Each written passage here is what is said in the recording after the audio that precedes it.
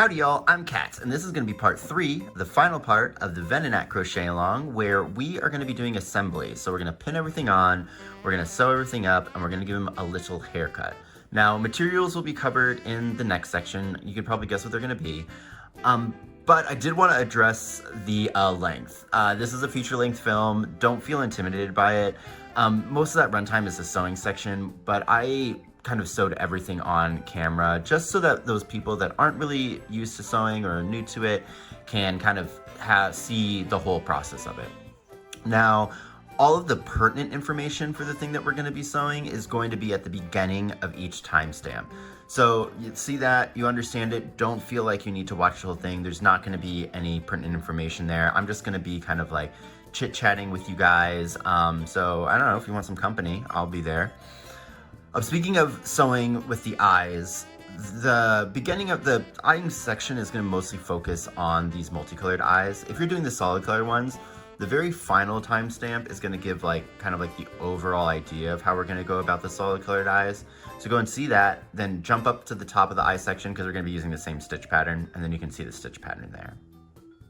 The next thing is going to be about the fur. So in this section, when we go to give him his little haircut, there at the very last timestamp is going to give some kind of tips and tricks for if you're cutting one that is done with acrylic yarn, because there's one technique that you might want to use that isn't going to be pertinent to here. It'd be the same thing you'd use if you made one out of wool. And then finally, this is mostly for the people that are coming here from the written pattern. First, hey, how you guys doing? Thank you so much for the support. But there is going to be a very final section here that's kind of going to address like floppiness in the antennas and kind of troubleshoot that. But that information is not in the written pattern. So just be aware of that. And I think that's mostly it. Finally, there is it's filmed. I filmed this over the course of like a couple of weeks, so there was some like color grading that I needed to do. I'm still super new to editing, so go soft on me. I think I did a good job, but it's definitely not perfect. But yeah, I think that's pretty much it. Housekeeping, please comment, like, and subscribe. The pattern is going to be on sale on my Etsy for 25% off until February 8th of 2026. So go ahead and get there if you want the written pattern. Phenomenal way to support me monetarily. But commenting, liking, sharing, subscribing are all free ways that you can support me. Think of it as like giving your bartender a tip, you know, like it doesn't seem like it's that much, but when everybody does it, I can pay rent. But without further ado, let's go and put this little guy together. Woo! Boom! All right, so now it's time for us to talk about assembly. Now we're gonna approach assembly in 3 different sections. First, we're gonna pin all of our pieces of the body.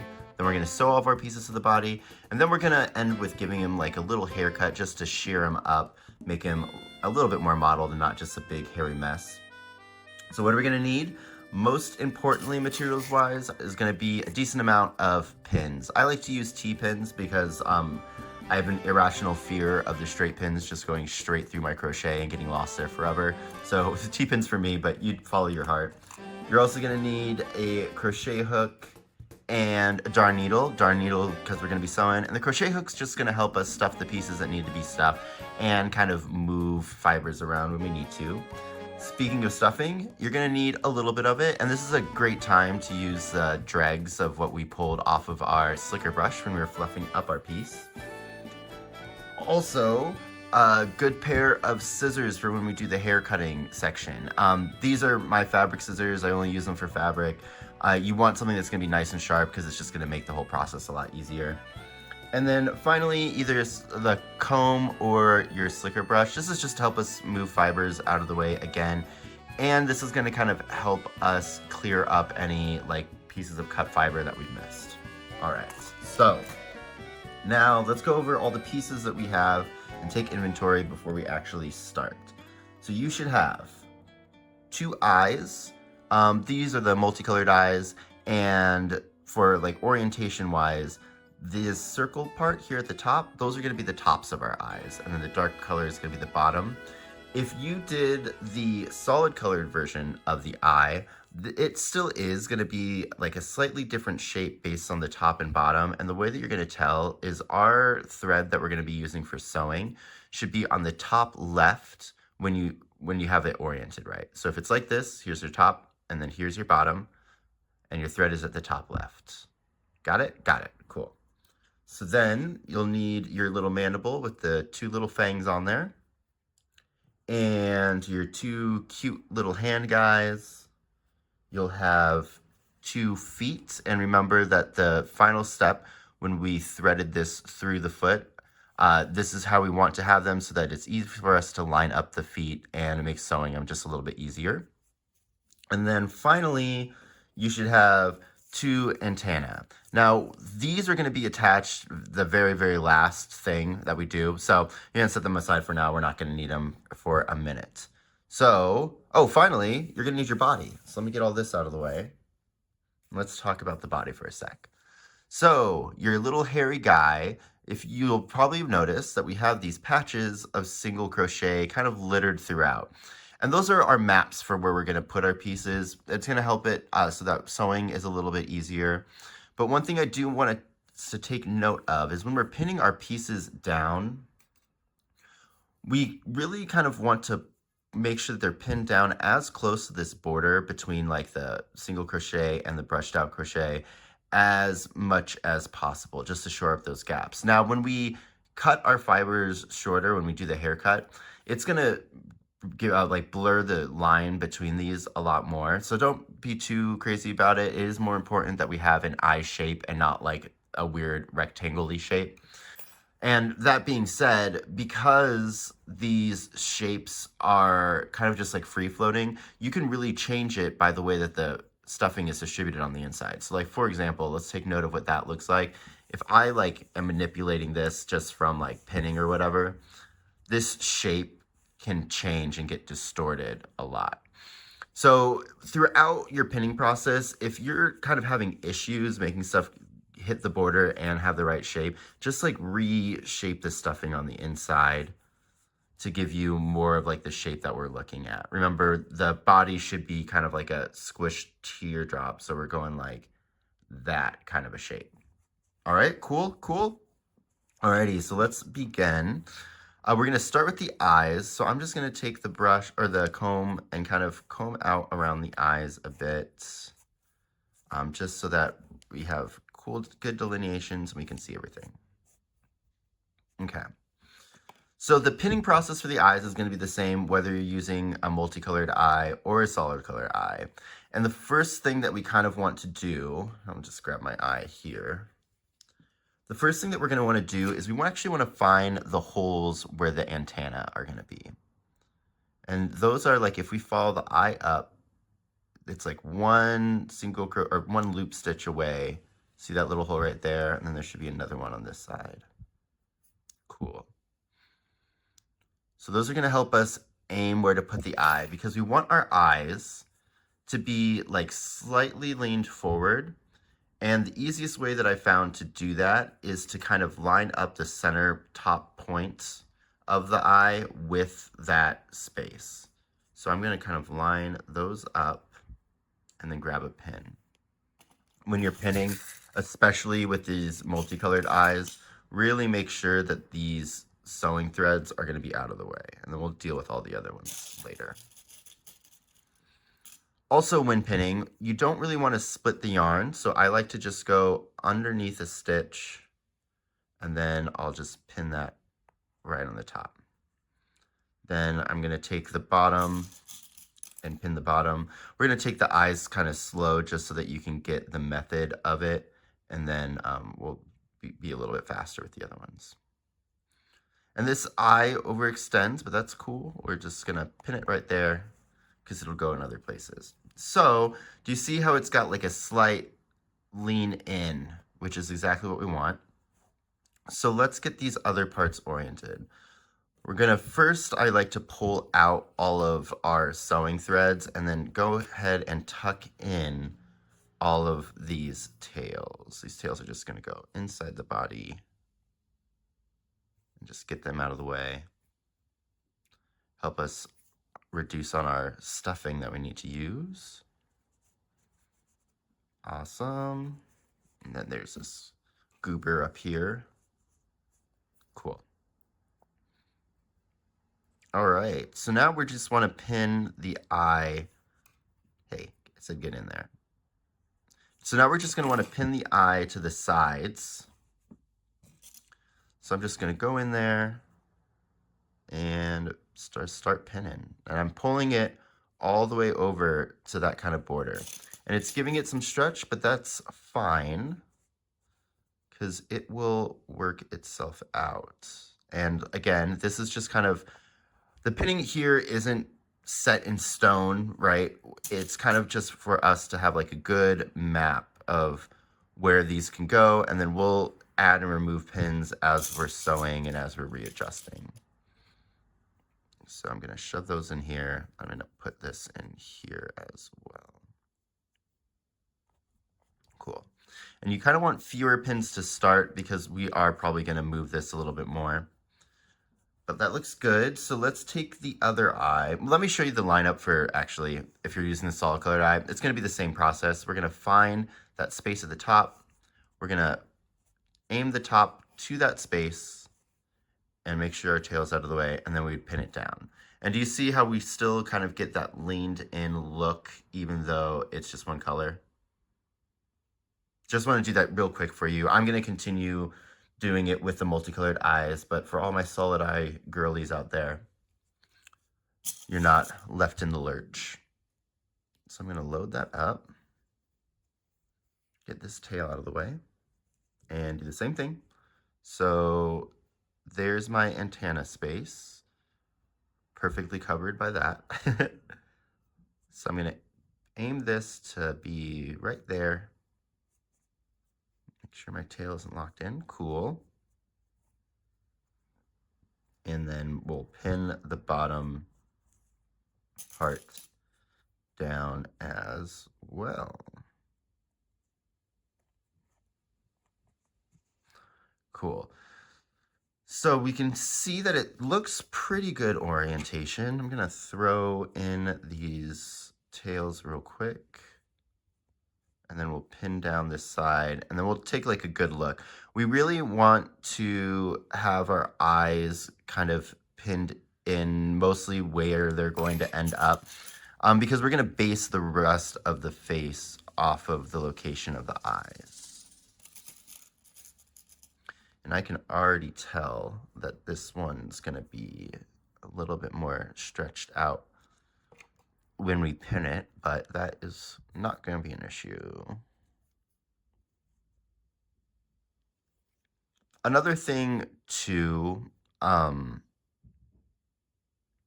is if you feel like you're stretching the piece like an excessively large amount, then it is going to be best practice to remake it. Usually what happens is tension is such a fickle beast when we're crocheting that you could have just had like a day where you were feeling like a little bit more tense or like something. Okay, but so you see right here, that's like a really big gap. I'm assuming that that's kind of just from manipulating the body. So I'm going to see if I can squish it over like that, then we're going to say that we're in the clear. When I squished it over, it was still super, super far to the side. That's when there would be an issue, and I would have to think about remaking this piece. But yeah, see, so we are kind of stretched out, but I think that's going to be fine. Now, if we look at it, this one is way more like slanted than the other one is, and I kind of like the position of this one better.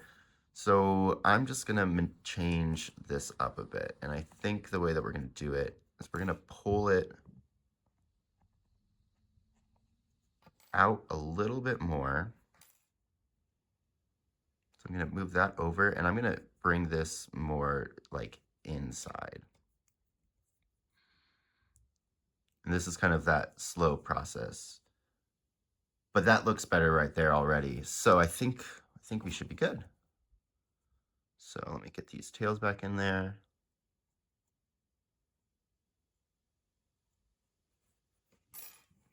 And then start pinning. I actually might pin this side first and then go into here.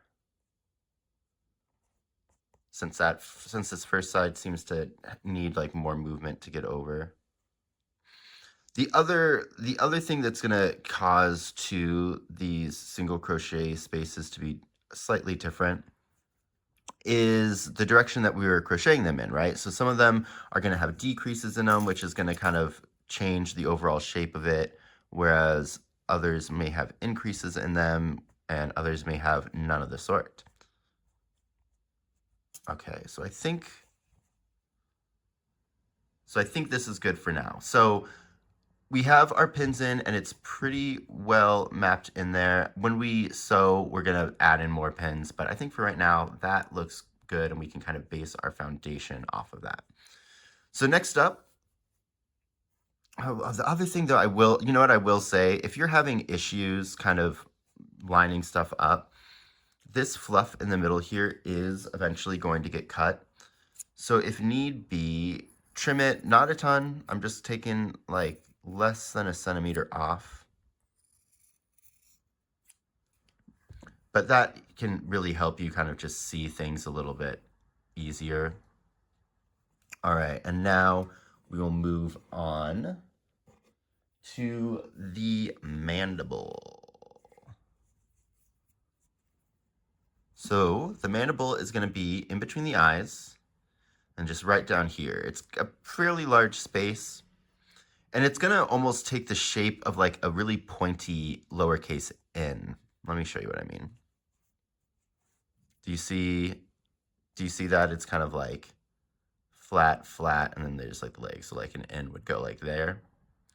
And a couple things that we want to point out about the mandible. The mandible, when it's stuffed, is going to protrude a decent amount. So it's going to seem like it's slightly larger than this, which is completely fine. But the thing that we do want to be mindful of is there is only one row of loop stitches in between the mandible and the eye on either side. So we need to preserve this fluff here, all right? So let's grab our mandible. These tails in the back, this short ones, you should have 2 long white ones, 2 short white ones. I tend to make those ones a little too long, so I'm just gonna snip them just to make getting them in here a little bit easier. But we want to keep our long ones long still. So I'm going to try to put those in the middle of the nose. I'm going to take this, and then I'm just going to pin it to the middle of the eyes. Now, also, you'll notice that this shape is not symmetrical, and that's fine because remember, again, these are guides. We can go over, we can go over to like over the brush crochet. We just don't really want to do anything shorter than it. So now I'm going to pin the bottom of this, and I am going to keep the bottom of this kind of close into where the actual single crochets and the loops meet. That's because that's going to allow some space for the nose to get more 3D when we stuff it. Okay, so the nose is a little tricky to see if it's going to be even, just because it's kind of a little extra bulbous, but that looks good to me. Yeah. So then what I like to do with the fangs, we don't really, if you need the pins, if you don't have the pins in this economy, that's understandable.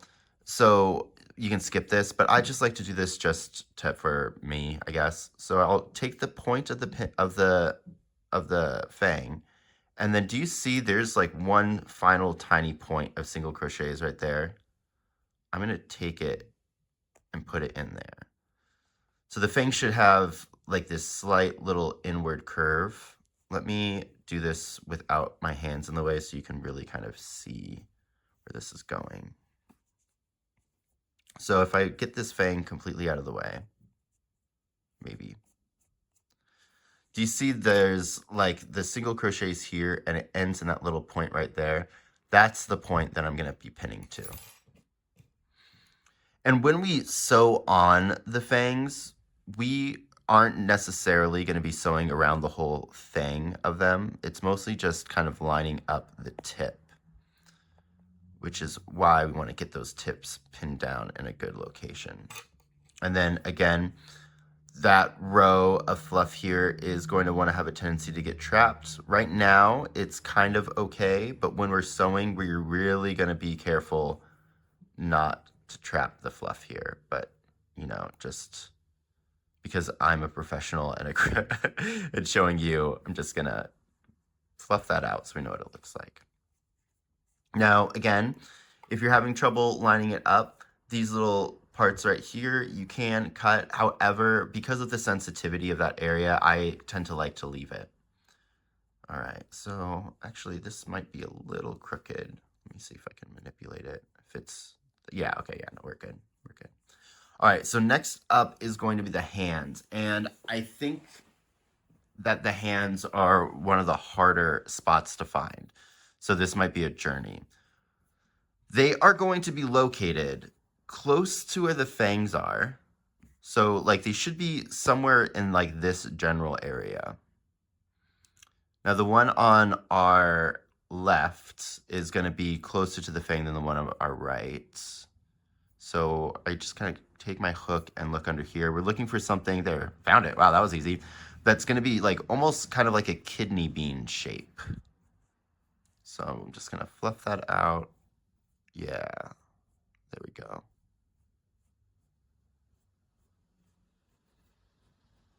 So, or maybe more of like a rectangle, but that's going to be our hand spot there.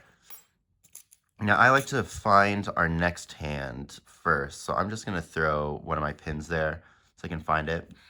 Now this pin, because of the way that the thing is constructed, and this is on a decrease row, it's going to be pulled a little bit further back to the side.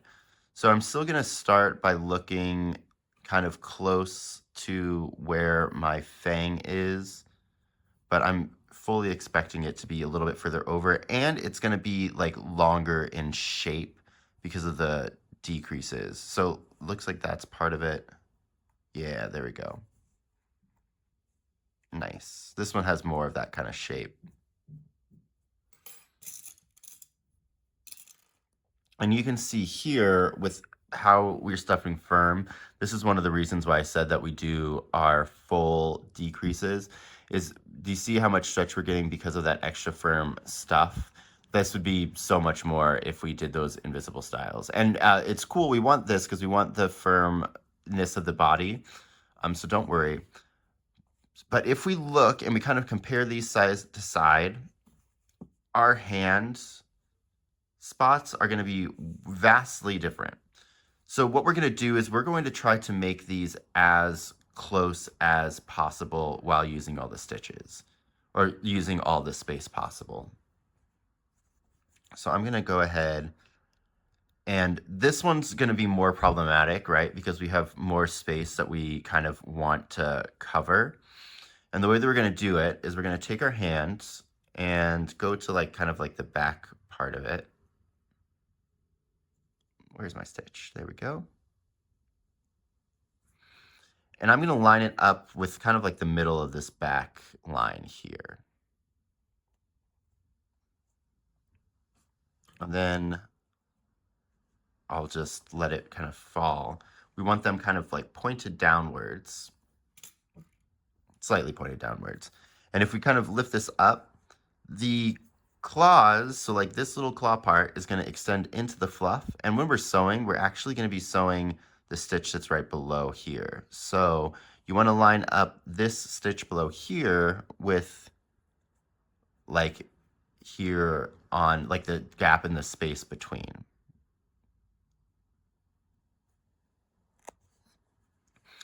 And so then we can kind of get a look-see on how that's going to look. And then if I pull these out of the way, we still have this kind of space here. So what I like to do is I'm going to take another pin and we are going to stretch that down. And then we can see that if we really, when we go to sew, we're really going to be able to cover all of this space. The construction of the way that the yarn kind of turns into itself when you're doing rounds around a around a chain, there actually is like a lot that it can unfold into. So that's just heads up. We'll kind of refine the shape more when we go into sew, But for now, just having this angle correct is what we're kind of aiming for. So let's get that other hand in here. There we go. And where did I put my other hands? Oh no, I need a hand. I need a hand with my hand. I found it. All right. So remember, again, we want to match this up. So I can see that it should be kind of here. So it's going to be lower on this side, which is completely fine. Once, depending on how much amigurumi you've done, you kind of start to notice some things. Like, one of the reasons that I like to work in joined rounds is it makes your stitches and your rows straight. When you work in contiguous rounds, you start to get like a kind of an angle and a lean to your stitches, which is really cool in some instances, but I find for like lining up stuff, it's tricky. And then if you're sewing something onto like continuous rounds, you can never sew something on straight because all the stitches are kind of angled like that. Thank you for coming to my TED Talk. But next time you do some crochet and continuous rounds, kind of like see if you notice kind of that aspect of them. Okay. So right here, what I'm noticing is this hand is a little bit further away than this hand is. And I think the way that I'm going to go and fix that is actually by putting this hand maybe a little bit further back.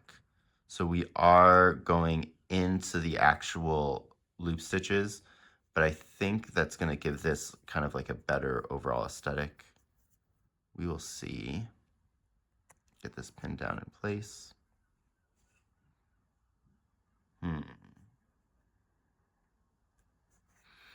I think this is also going to be an instance where this fluff right here in between, we want to be careful not to cut off too much, but I think I'm going to give it just a slight trim because I think it's going to help me really kind of understand what's going on here.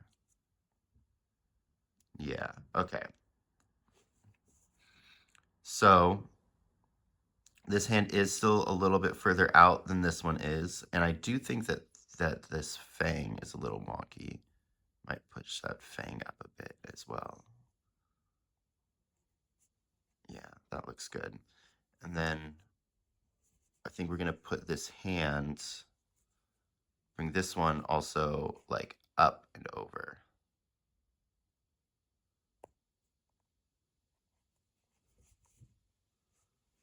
Yeah, do you see how big of a difference that made?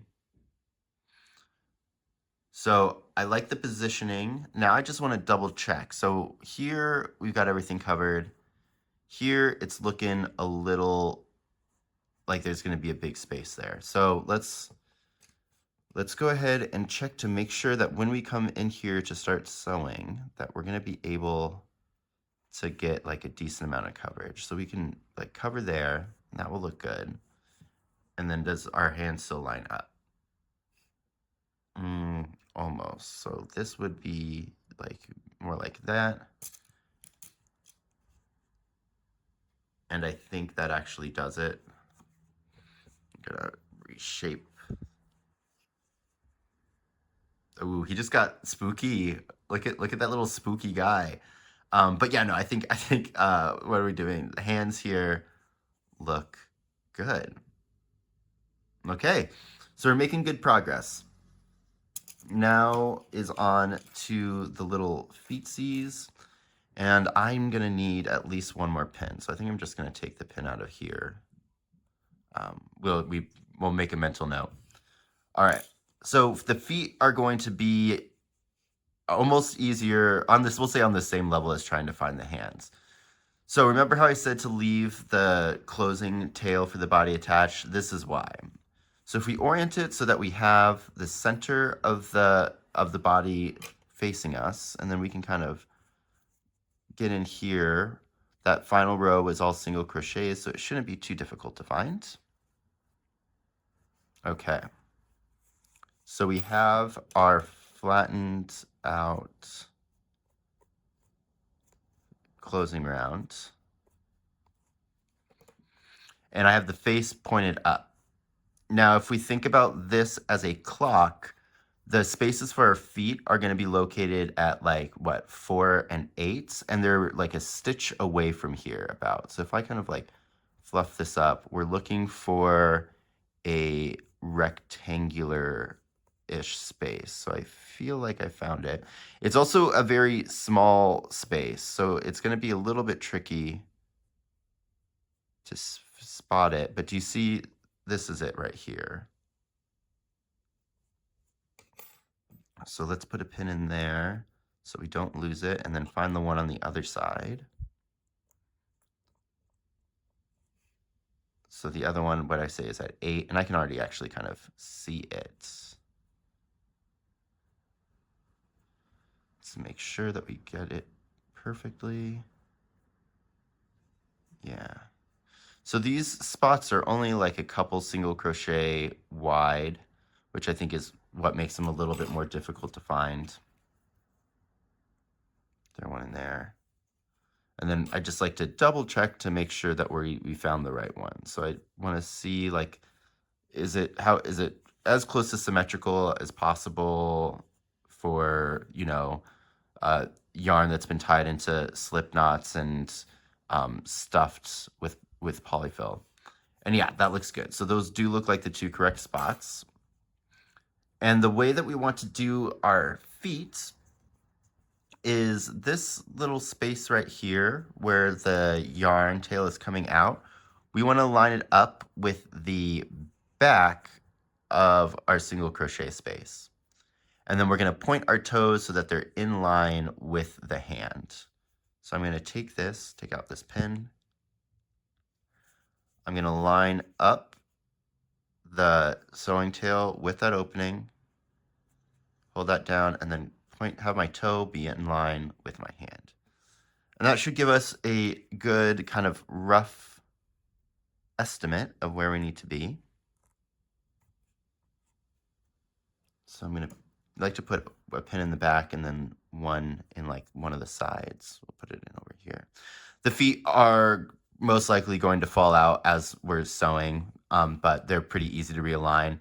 I just kind of like to have them on at this point so that we can get like a good overall image of what our final piece is going to look like, and we can do any fine tuning adjustments that we might need.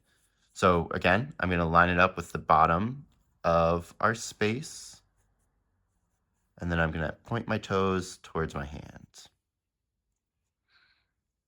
And you can see here that the feet are making kind of like a V shape with the points not almost touching, but close.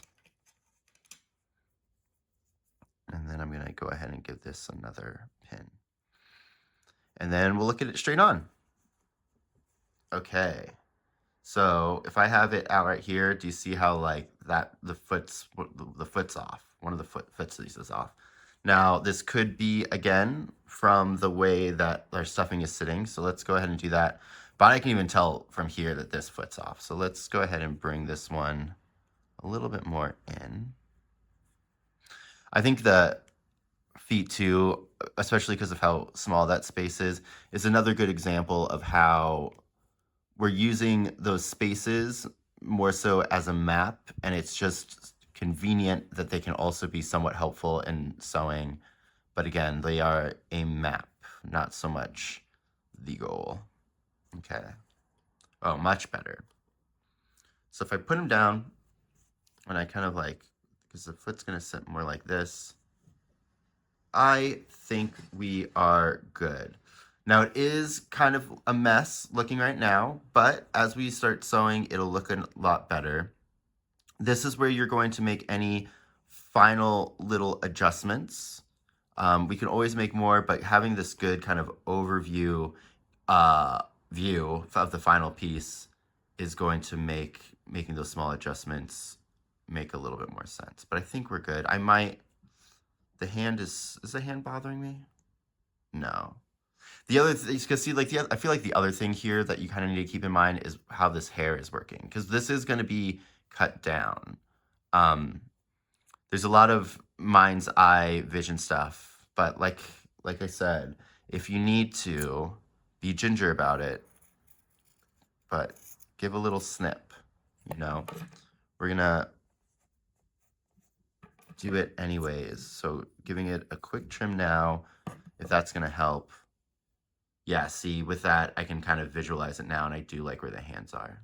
So let's move on to sewing. That's gonna be the pinning. So let me get all set up for sewing, and we will start tackling this little stringy beast. Alrighty.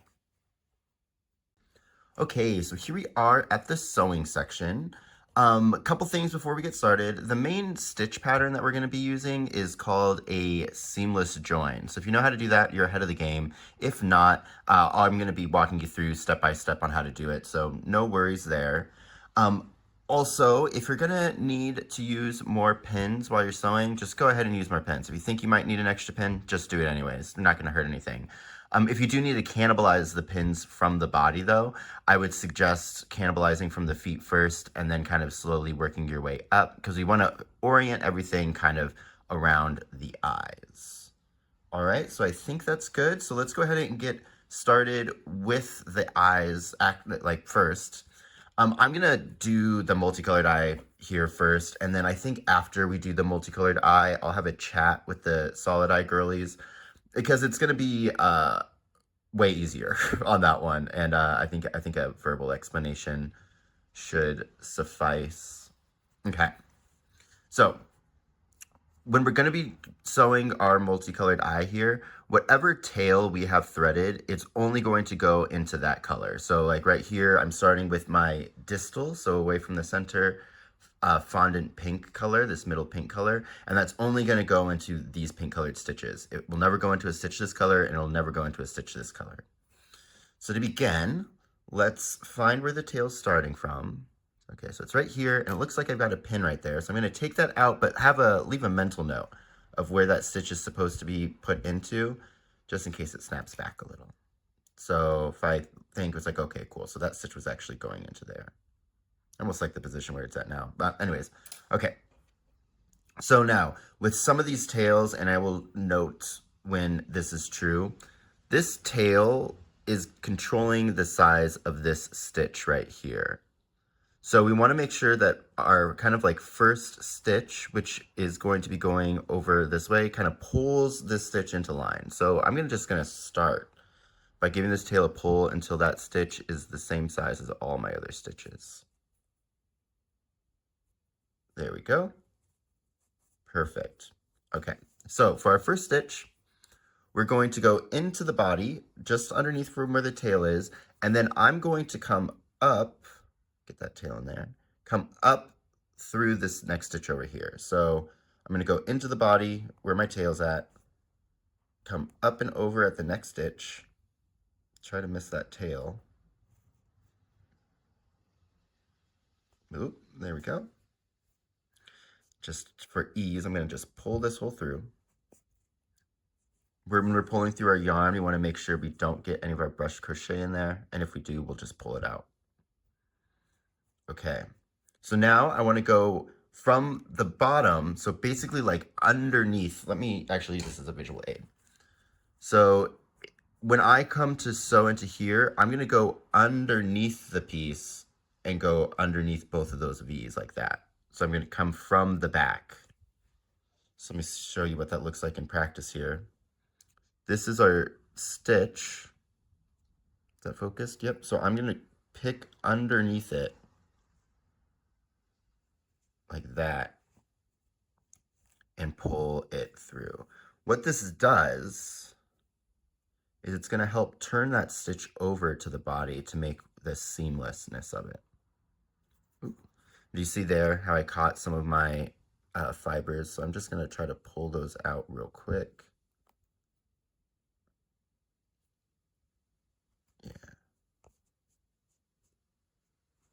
This is why we have those single crochet spaces to help stop that from happening. Okay, so I went through my stitch underneath, and now what I want to do is we're going to change directions, and I'm going to go back into where I came out from my body, just came out of my body, and then over to where the next stitch is supposed to be. And if we remember where this was pinned, it's pinned like right here. So I want to come up like around here. So I'm going to go back into the same spot where I just exited. I'm going to come over to the next hole, which is like what we want it here-ish. Looks like there's a decrease there, so we're going to have to kind of work. Perfect, or it would have been an increase. All right, so I'm coming up there. I'm going to pull my yarn through. I'm going to try to not get any fluff. When you're working with cotton, the fibers tend to be a little bit more fluffy, so you'll probably catch them more than if you're doing this in acrylic. And once that's through, we can pull that down. And do you see how it kind of like flips the stitch underneath itself? That's what's going to make it seamless. So now we're going to follow the same stitch pattern. So I got out of my body. I'm going to go underneath both loops of my next stitch, which should be right there. Then I'm going to pull that through. Nice. And now I re-enter the body exactly at the same spot and then go over to my next stitch. So I'm going to go into the body and then over to my next stitch, which I want to be like here-ish.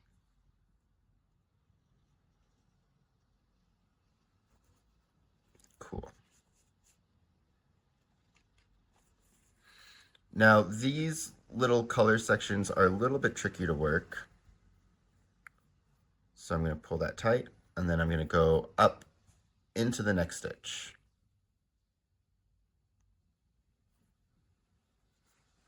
All right. And then as you can see, this is the last pink or fondant pink stitch that we need to work. So I'm going to just go ahead and do a back stitch, meaning I'm going to make my next stitch, I'm going to go reverse directions and put it into this previous stitch that I just worked. So I'm going to pull this tight, but I'm going to follow the same thing. So I'm going to go into the body, just where I came out before. And this is where it gets a little tricky because we're going to try to poke up through our last stitch. So like that's too far. That's the first stitch we did. Gonna try to come up right here. Perfect. And this is just going to help us keep the stitches secure. Okay. And then we're going to finish off this by entering the body where this stitch was made. So that's right there. And then we're going to bring the yarn to the back. Let's try to work itself over there, find a easy way to do it. Cool. And then we'll pull this all the way to the back. Make sure we didn't catch any fibers with us. Yep. And then we're just going to snip it close to the body.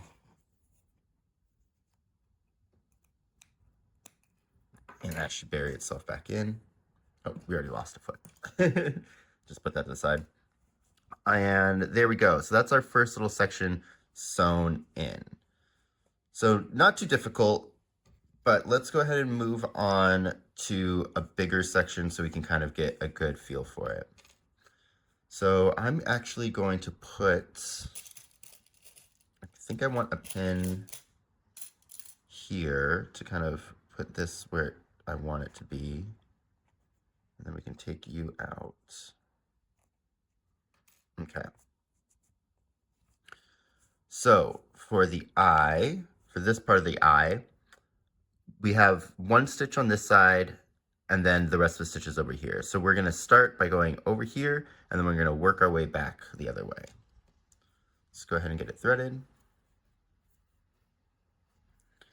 Now this part of the eye is going to be really close to the space for where we're going to be putting the antenna, the Santana. Sorry, I'm like doing that off screen. Bloop, bloop, bloop. Okay, so let's look up here.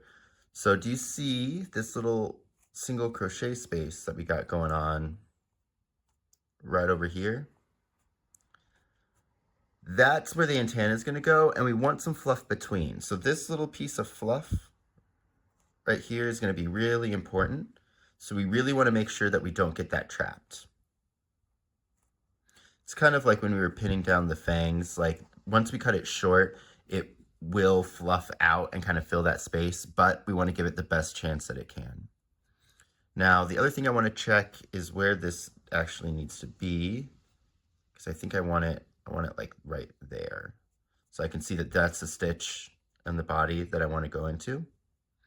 So from where the tail is, I'm going to go in to the body there, and I'm going to come out at that stitch that I just kind of poked at. So right there. Oop. Oh gosh. Gotta pull that through. I know that this seems like we might be kind of focusing a lot on the sewing and the stitching, but you know, I think this is actually the first project that I've done on the channel where we're doing some like extensive sewing. So I want to make sure that we're all kind of on the same page here. And then in the future, we'll probably do a little less focus on this, on the sewing, because I would have already taught you how to fish. So we're going to go underneath both loops. There we go. And then I'm just going to pull that through, making sure that that little piece of fluff that we wanted to keep safe is safe. Then I'm going to pull that kind of tight. Now we re-enter in the stitch that we just came out of, and we're going to essentially do another back stitch, but we're going to come up through where this one is. So I'm going to go in, I'm coming back out at where that same stitch is, because I'm just going to end up repeating this stitch over again. This not only helps lock our yarn into place, but it's also going to make sure that we don't have to cut it. So I'm going to pull that tight. Then I'm going to come up through the back of the stitch like I normally would.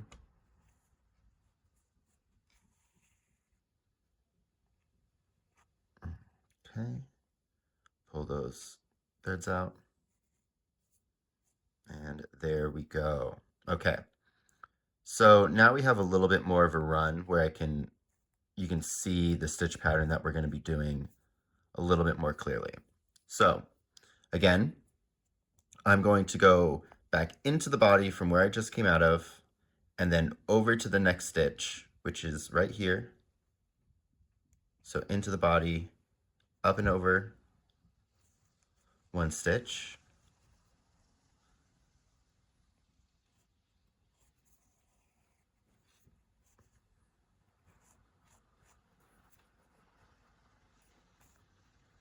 Got a decent amount of fibers in that one, but that's okay. And then we come up from the back of the stitch that we want to work.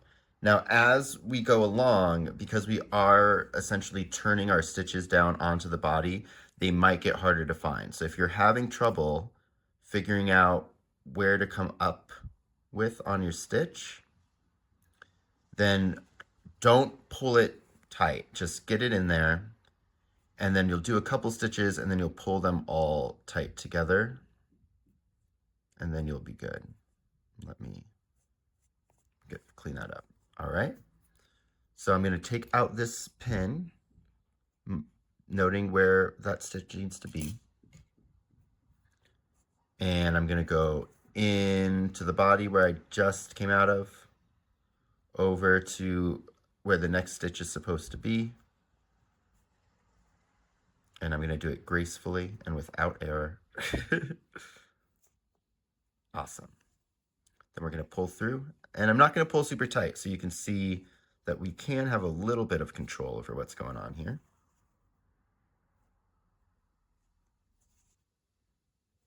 Okay, so didn't pull too tight, and now I'm going to go underneath that stitch, and getting underneath that stitch is a little bit easier now.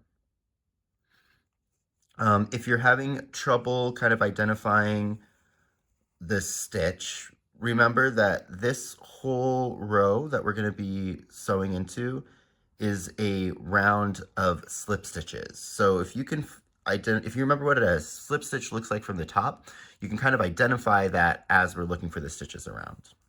All right. So this is going to be the second to last one of our top of our eye stitches. So do you see how it's not pulled that tight? Not too bad. Now I'm going to pull that one tight to really lock that one in. So we're going to go into the body where we just came out of. Can be tricky to find, but it looks like we're right here. Then up and over to where the next stitch is supposed to be made.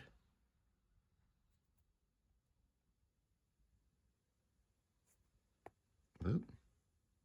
Oh. I have, everybody talks, like hypes up these curved needles, and there we go. This is my first time really using one. I usually just use like a straight needle, and I have a love-hate relationship with it. Like, I think I see the appeal, and it could just be a skill issue because I'm just not used to working with this kind of needle. But so far, I'm not like, oh my God, this is groundbreaking. It's changed my life forever. But yeah, I don't know, that's just me. So here's a good example right here.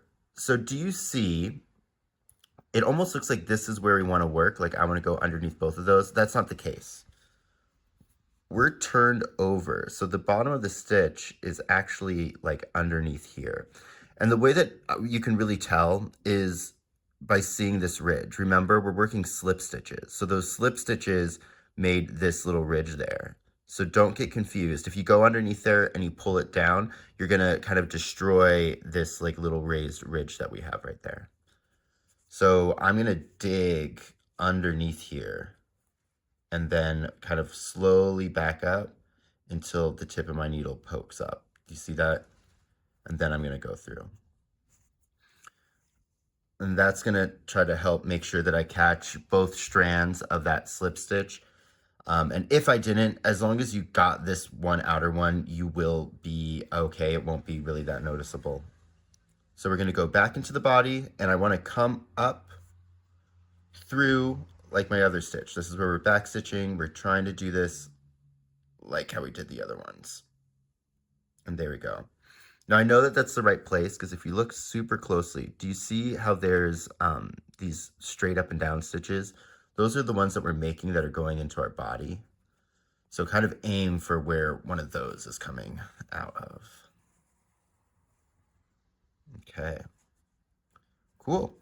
So now I can just go back down where this one is coming from, which is right there, and bury our needle through the back of our body. So I'm taking it, I'm pulling it, giving it a little bit of tension for the pull. This is just to help it snap back. And I'm purposefully trying to avoid cutting any of my brushed out crochet when I do this. A small pair of snips is really going to be helpful here. Cool. Awesome. Make sure you're putting your needles back in your needle holder because they will, there's foot number 2, they will get lost. You will step on them playing lottery. Here, I'm gonna readjust the way I'm sitting real quick. My feet are falling asleep. Okay. So the next part of our little guy that we're gonna sew, continuing with the eye, is gonna be our next little pink one, or fondant pink.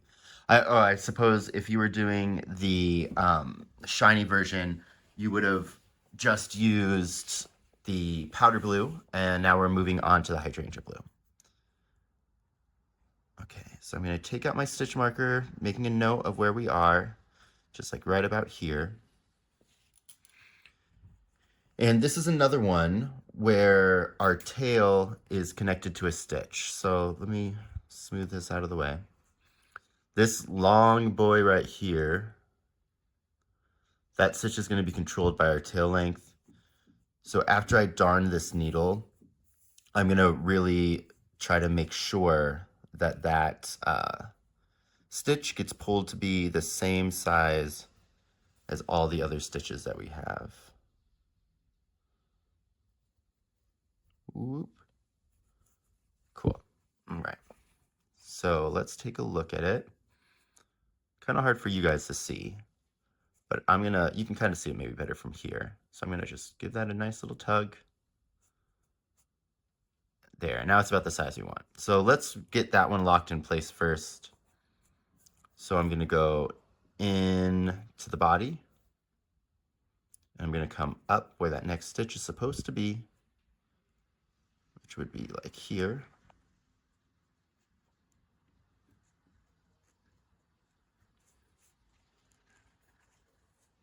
I'm gonna pull it through. And then I'm gonna come up through the back loops of that stitch.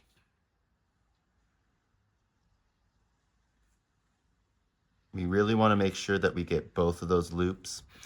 If you only pick up one or the other, it will change the way that the actual piece lays.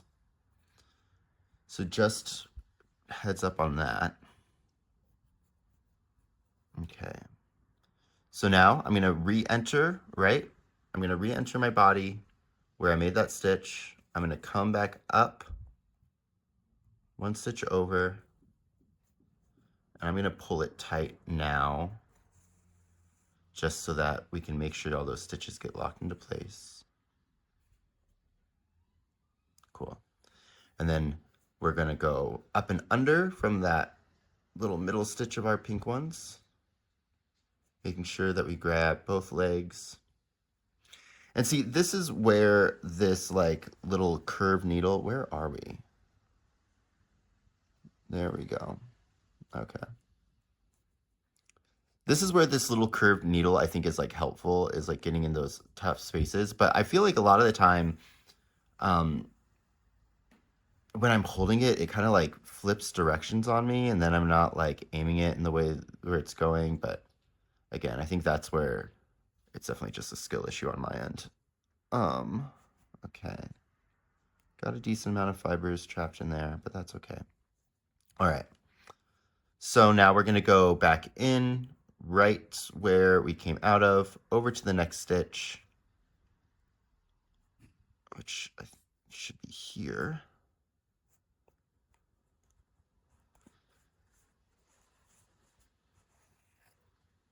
Oop, almost lost it.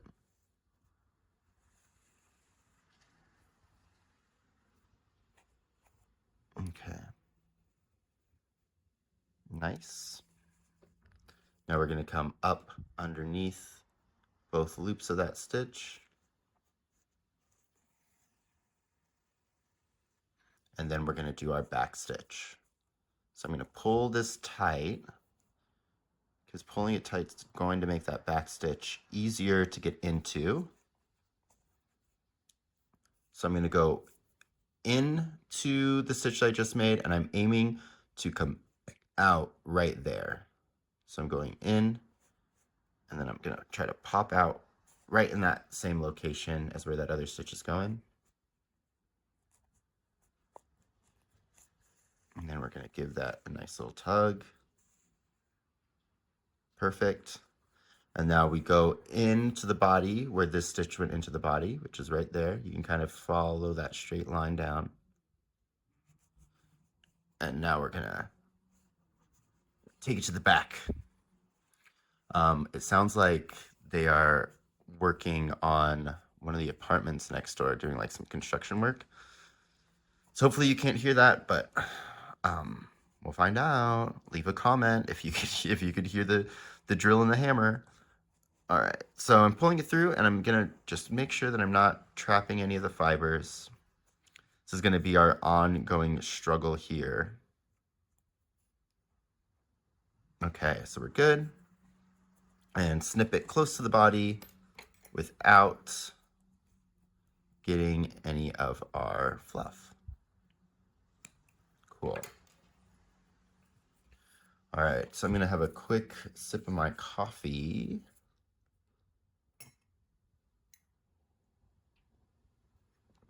Okay.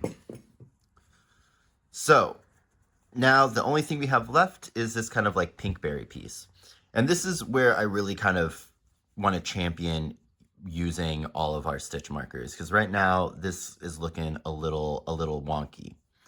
So I'm going to kind of rearrange this to make sure that I'm happy with the placement. This is still going to get stuffed, so we kind of want to keep that in mind, but I think like, what's going on here? You should not be over there. You should be here.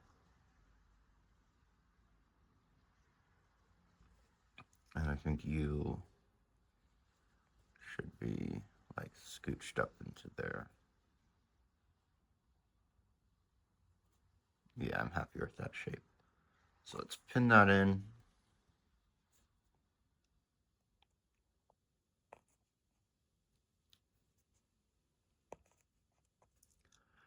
And we will go in and like readjust our other one when we need to. There is one thing, we're gonna need some stuffing and I forgot to grab some, so let me go grab that real quick too. We're grabbing the stuffing. Okay.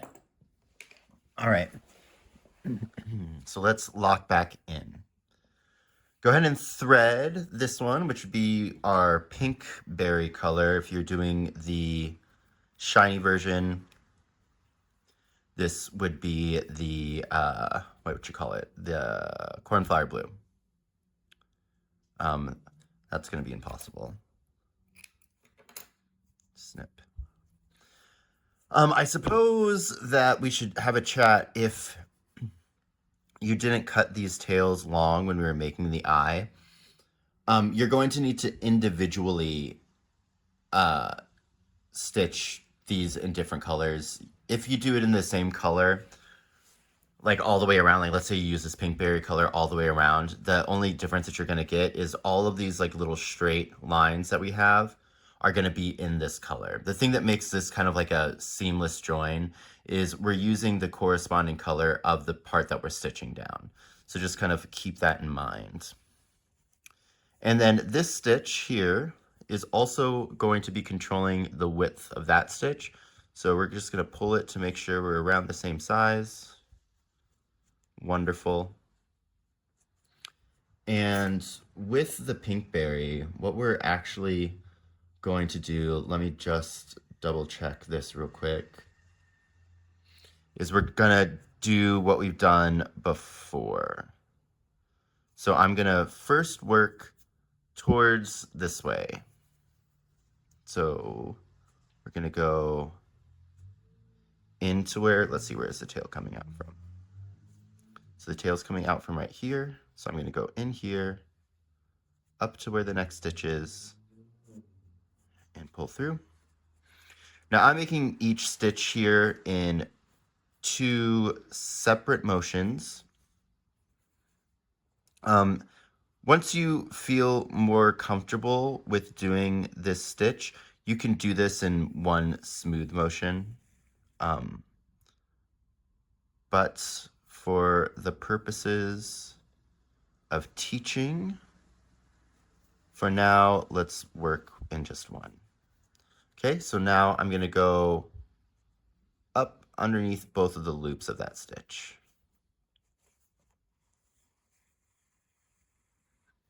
And I'm not gonna pull tight yet because we're gonna have to backstitch it. So I'm going in to the body where we just came out. I'm coming out the one stitch over.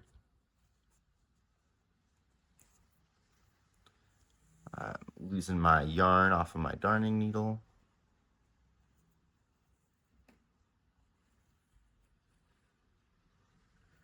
Let me rethread that real quick.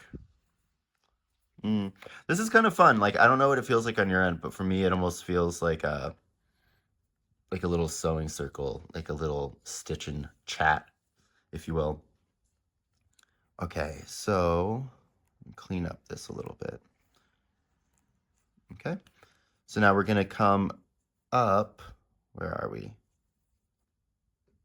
Through our stitch, which is this one right here, right? Yes, yes.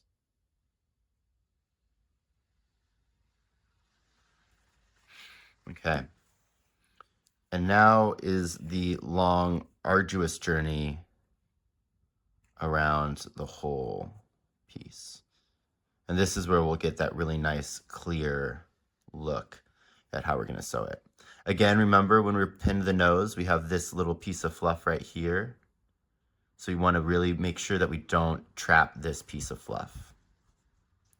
So I'm going to go in, up to where the next stitch is supposed to be, and pull through.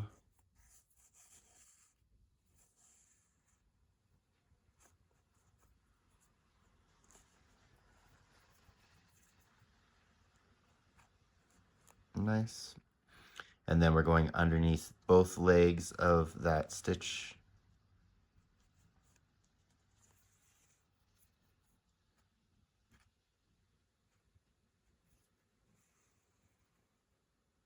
And then we're going down and over to the next one.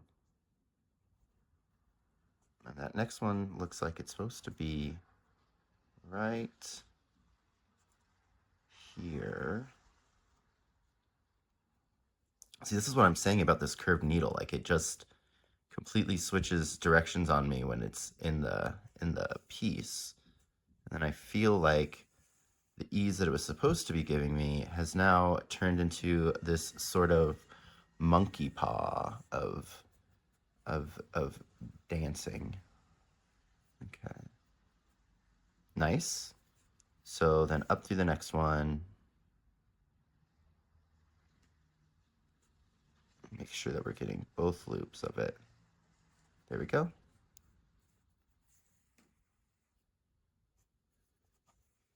And pull.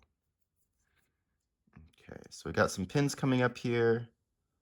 I'm going to take those out, minding that it looks like our next stitch is supposed to go in like right here. So let's go ahead and get this out to make it easier to work on. And let's see if I can do this one in like one of those fell swoops like I was telling you about. So we'll go into here, up through the next stitch. Note that this one is actually kind of worked its way into the brush crochet area. That's completely fine. Remember, those single crochet things are more of a map than anything. And then if I can, I'm not going to even try to do that straight through thing. Like I said, if you're a master at sewing, and it would appear as though I am not yet a master of the art of sewing. Okay, so let's go in there, and then I'm just going to go up the stitch. Okay, nice. So it looks like that I'm getting a little lax, or just like with the, because I'm using, yeah, it's because I'm using cotton. There's just like a lot of stray little fluff, which we can clean up later, but I like to kind of clean as we go because then we don't have that much to do at the end. So that's kind of like the secret with sewing in ends on pieces too, is do them as you go because you're way more likely to do them then than at the end. Or at least that's what I found. Okay, so if I look at my eye now, it looks like that this, when it was pinned, was supposed to be down here. So I'm just going to line that up to make sure that looks correct, and it does. So when I'm going to aim for the next stitch, I'm going to aim to continue that kind of shape down there. So I'm going back into the body where I'm supposed to, where I just came out of. I'm going to go over to where I want to put the next stitch. I'm going to go and pull through and come up through the back of both of those stitches. Oh, there's an ambulance outside. And then I'm going to go back in. Let's pull this down first to make sure we know where we're going. This is one of those times where you might want to use another pin, but I think this works too. So see, I can realign it. That looks correct. I make a note of where my needle's going in, so it should actually probably be going in right there, right? Yep. So that's where I want to come out. So I'm going to enter the stitch into the body where it just was. I'm going to come up to where the next one should be. I'm gonna pull out, hopefully that person's safe. And then I'm gonna pull this through. Okay. Then I'm gonna go up through both loops of that stitch. And I'm gonna go. Notice that when we're working, I'm not pulling like death griply tight.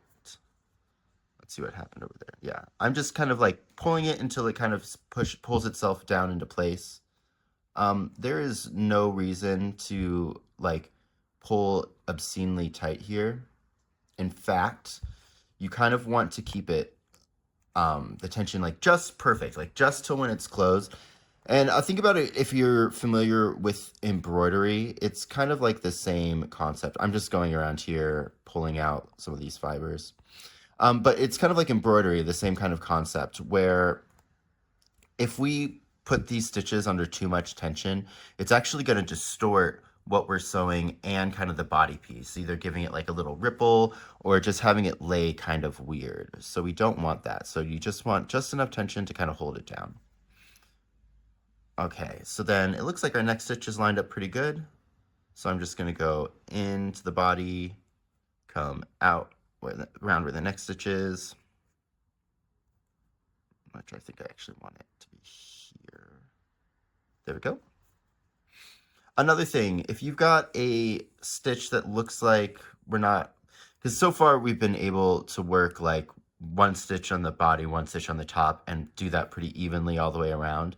But if you find that you need to work two stitches into the same space in the body, work two stitches into the same space. You know, the thing that we're kind of more concerned about here is maintaining the overall ovaloid shape. Is that a word? That doesn't feel like a word. But the ovally shape of the eye. So we want that more so than we want 1-for-1 stitches in this case. Other cases that won't be true, but here it is. Remember, we're sewing a curved line onto something that's made completely of straight lines. So there are going to be some times where we're going to kind of need to like fud around just to make sure the geometry works. But again, I'm going to go in here, up to where the next stitch is, and then around to the next spot. Okay, pulling the thread, the trap thrones out. Okay, so we're getting pretty close to the end. And as we approach over here, we're gonna stuff eventually. Okay, so next stitch, make sure we're lined up. Awesome. So next stitch down, this one over. Again, I do think that taking your time when you're sewing is kind of the best thing. You know, don't be too worried because you can always undo what you did and give it another go. But slow and steady wins the race. And also, like, I'm not a big fan of hand sewing the pieces together, which is why you don't see me do a lot of crochet work that involves it. But sometimes it is the tool for the job. And, you know, we gotta do what we gotta do. And we gotta develop a skill, right? So once you get better at this, like anything else, it's going to get easier and easier. And then in the zombie apocalypse, you can be the group's seamstress, and that's like a pretty cush job. You just gotta stay back and like make and repair clothes and tents and stuff all the time. Like that's hella rad. No fighting for me, thanks. Okay, so we're approaching another pin. I'm gonna take that out. Let's see how we are in alignment. Yeah, I want this one to be down a little bit more. So do you see how we're traveling a little bit further in? So I think actually in this case, I am gonna pin this guy back in there. just because I don't think I'm going to be able to keep an eye on it as easy. So I'm going to enter in the body back where we came out of, and then come up in the next stitch over. Because I'm kind of like working in the brush part right now, that's kind of why I want that pin there, is because it's harder for me to see where these stitches are. So I'm kind of working through feeling rather than through sight. So I'm going to pull up.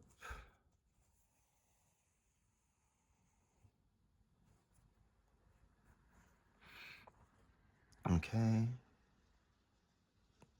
Keep you in, take you out now. I think we're kind of situated pretty well in there. Yeah, that looks good. So we're almost to the point where I want to start stuffing. I kind of like to leave, like as my general rule of thumb, I like to leave stuffing to the last minute, especially when sewing, just because I want the form to be pretty much like completely in shape, if that makes sense. Like I want the eye to have pretty much completely been sewn to make sure all the tension everywhere is right, so that when it's stuffing, it's gonna be stuffing the actual shape that it's gonna be in and not like half of the shape. It's kind of like when we did the body, where I kind of waited to the last moment where we could like undo everything to then kind of sew. But this seems good for me. So I'm like, what, 5 stitches away? And we'll just let this kind of hang out. And we're going to stuff the eye. Now we want the eye to be like kind of bulging. This, like I said, great opportunity to use those inside bits. So I'm just gonna give this a little fluff out. It's this this is like the cotton, right? Since we're using the cotton one, and this kind of fluff looks and feels so much different than like a polyfill. It's really, really interesting. But that feels like it might be too much. So yes, we want the eye to be bulging and a little firm. I'm just gonna hold it down and use my crochet hook to kind of just like slide it under into this pocket that we've made.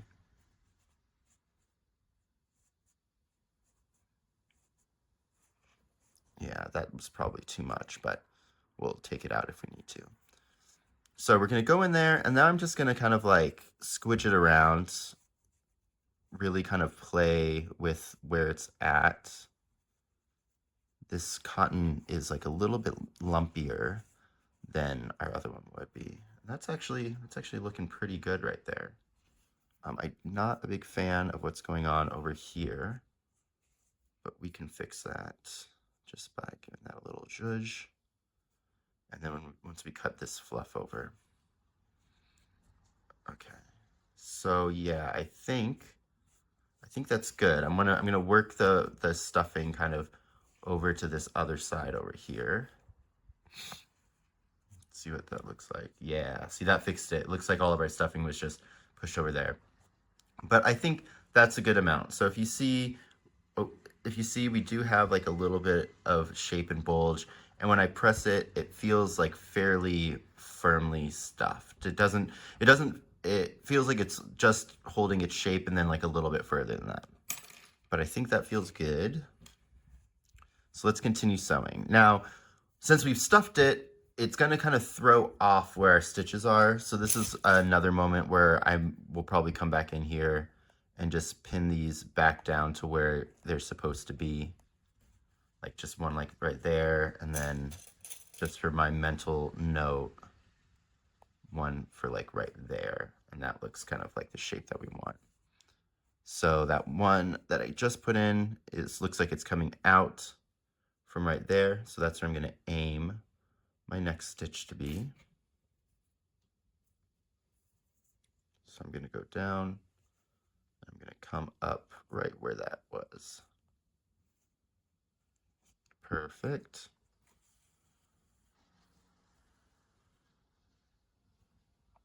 Okay. And then I come up through both.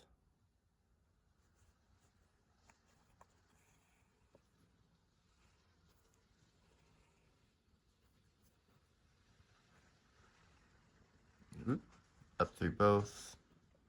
There we go. And then down into the same space, and then up to the next one.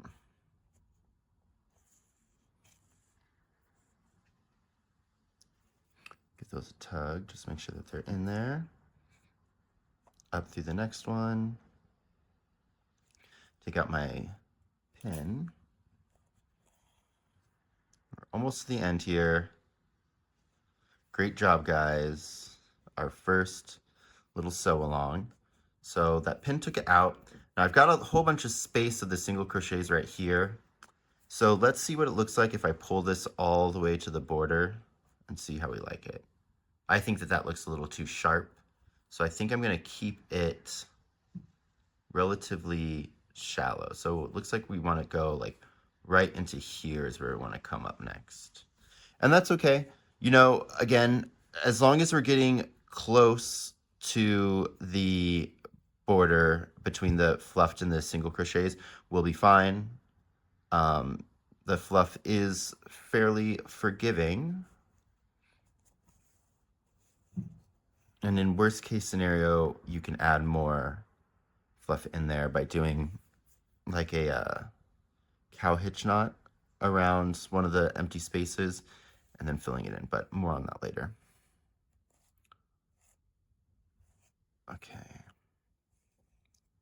So there we go. Going into here. Oops. There we go. Oh, there. Oh, wait. Into the stitch again with this needle, man. I'm telling you. I also feel like it scoops out like stuffing while you're like it's kind of hard to battle the stuffing while you're sewing it down. So like, okay, so do you see here? This is what I'm talking about working in a circle. I'm kind of going over underneath 2 stitches, and I think that's correct. So let's double check to see what this looks like after we sew it on. It feels like it's the correct thing. A thing that's gonna help it is remember that tension control. So I'm not gonna pull tight. I'm gonna just make sure that it's sitting just on the surface. Because if we pull tight there, it's gonna pucker it. But if we don't pull super tight, like, yeah, see, like that looks like where it was supposed to be. So we did good there. Okay, so second to last stitch, I'm gonna go in and up through where it should. And this one might be a little tricky to get into.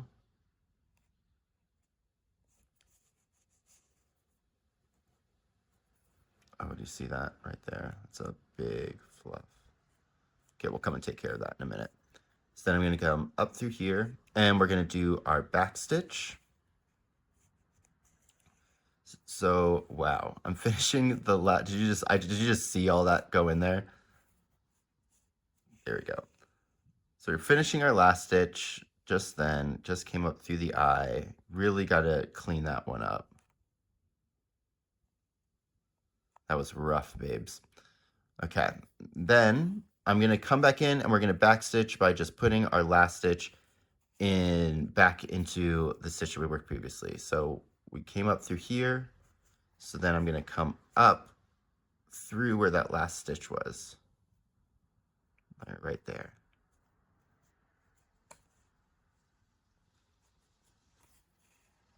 I guess previous stitch rather than last stitch.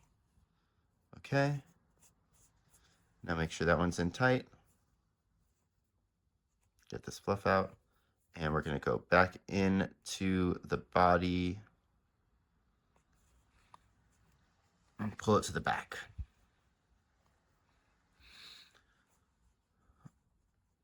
Whoa.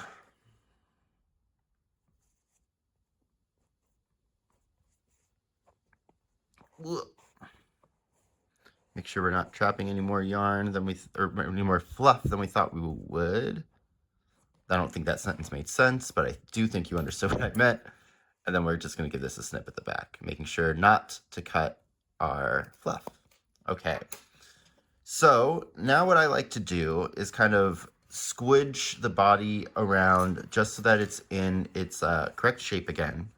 So remember, that's that like pseudo kind of like tear shape. Our feet have fallen off. Lieutenant Dan, you have no legs. But we'll put those on later. So the next thing I like to do is just to kind of come back here and clean up this edge. Our eye looks super cute. I'm happy with it. But I want to make sure that we kind of pull all of these fibers out. That's just going to help it look clean. And so what I'm doing is I'm taking my needle and I'm skimming it right on the outside and then giving those a pull. You don't go super close because you don't want to catch any of those stitches that you just did. So literally if I do this above the fluff, I'm skimming it like here. Do you see? I'm still like a good, what is that? Like a millimeter, 3/16, or like 1/8 of an inch away from the actual body, or from the actual stitches. Now, in cases like this right here, where I can see there's some shenanigans happening, I'll get a little bit closer until I can figure out what is happening and then work with that. This step seems a little trivial, but what it is doing is it's going to give us a really nice professional look. Okay. So yeah, I think that's good for now. We'll do some more when we actually get to the final like haircut grooming stage. But I like that eye. So what we're going to do next, if you're doing the multicolored eye, oops, is push you back in there, is go ahead and sew the other eye following the same instructions. So we're going to start with the outside one. We'll work a stitch up and then we'll work all the way down. Then we'll switch to the pink one. We'll work a stitch over and then work this way. Then we'll go to our other fondant. We'll go up and then we'll go down, or down and up. It doesn't really matter in that case. And then we'll come back to our dark color, work our way all the way around till we have 5 stitches left. Then we'll stuff, matching the stuffing over here, and then we'll go up and close it. Easy peasy. I'm going to go ahead and do that off screen, but let's talk with the multicolored eye, or the single solid colored eye people real quick. During that little last section, I'll probably mention it in the timestamps down below. But that's kind of the stitch pattern that we're going to be using across this whole piece. So when you have your eye on, remember the correct orientation for it. You'll just start by crocheting, or sorry, by sewing all the way around using our seamless joining style until we get to the back here where there's only about 5 stitches left. Then you'll stuff it following the same instructions, work up. Once you get to the last stitch you can work, you'll do 1 back stitch, and then you'll put your tail through your body. Pretty simple, right? Sorry I'm not showing you guys. If you guys do need me to do like a visual for how to sew this, leave a comment down below and I'd be more than happy to do a little standalone for you. But I think that what I've shown here should be enough to kind of get you there. But again, if I'm wrong, please let me know. Okay, so that was like what? Almost an hour of us sewing that one eye on. But I just want the instructions to be easy peasy. So go ahead and do that for the other eye. I'm going to do mine off camera, and then I will meet you back and we will start on the nose. Okay, so there we are with both of my eyes on there. He's looking super cute. So next up is going to be the nose. And what I like to do here first is just make sure that we have the nose pinned the way we want. Right now I think it's looking a little cattywampus. So I'm going to take out some of these stitches and just zhuzh it into place to make sure that I like where it's at. So that looks good. So the way that we're going to do the nose is we're essentially going to be sewing, here, where's my little pointer? We're going to be sewing this part flat, then we're going to work underneath here, and then we're going to sew across here and then work back up around. And we're going to be doing that same stitch pattern that we've done so far. So I'm going to go ahead and get this threaded. And we need to be really, really mindful, again, about the brushed out crochet that's right next to the eyes, because we want that to remain visible. So like this first stitch here is going to be kind of tricky. But I'm just going to pull it out, really kind of pull this fluff over the eye and get it out of the way. And then I can really see, so when this is pinned down and straight, it looks like our first stitch needs to go somewhere into like right here. And then I'm just gonna fold this up and come up out my next stitch. There we go. Does that feel right? That feels a little too far over for me. Let me realign this. So I'm gonna actually go in a little bit further back here and then come up. That feels a lot nicer. All right, and these are the ones that we're really gonna need to be careful not to get that other, that fluff into. So as you can see, I'm kind of pulling the fluff away, holding it away. I'm gonna actually even pick up this loop so that it's not like scraping across the bottom. And even before I go up into that other stitch, I'm really gonna pull. I'm stressing this, and the reason that I'm stressing this so much is because it is important. But looks like we're all clear. So I'm gonna go up and under. There we go. And this is gonna be one of those moments where we're trying to sew straight across on something that isn't technically level. So you might need to adjust our stitches as we go to make sure that everything kind of stays as level as possible. Pull that fluff out. Cool. Pull this away. And so let's look. When we pull this one down, it looks like our next stitch should come out right where our pin is. So do you see that? So let's go ahead and get that pin out and just mental note where it's going in. I'm going to go in where that stitch is coming out and then come up where that pin was and then pull through. Woo. All right.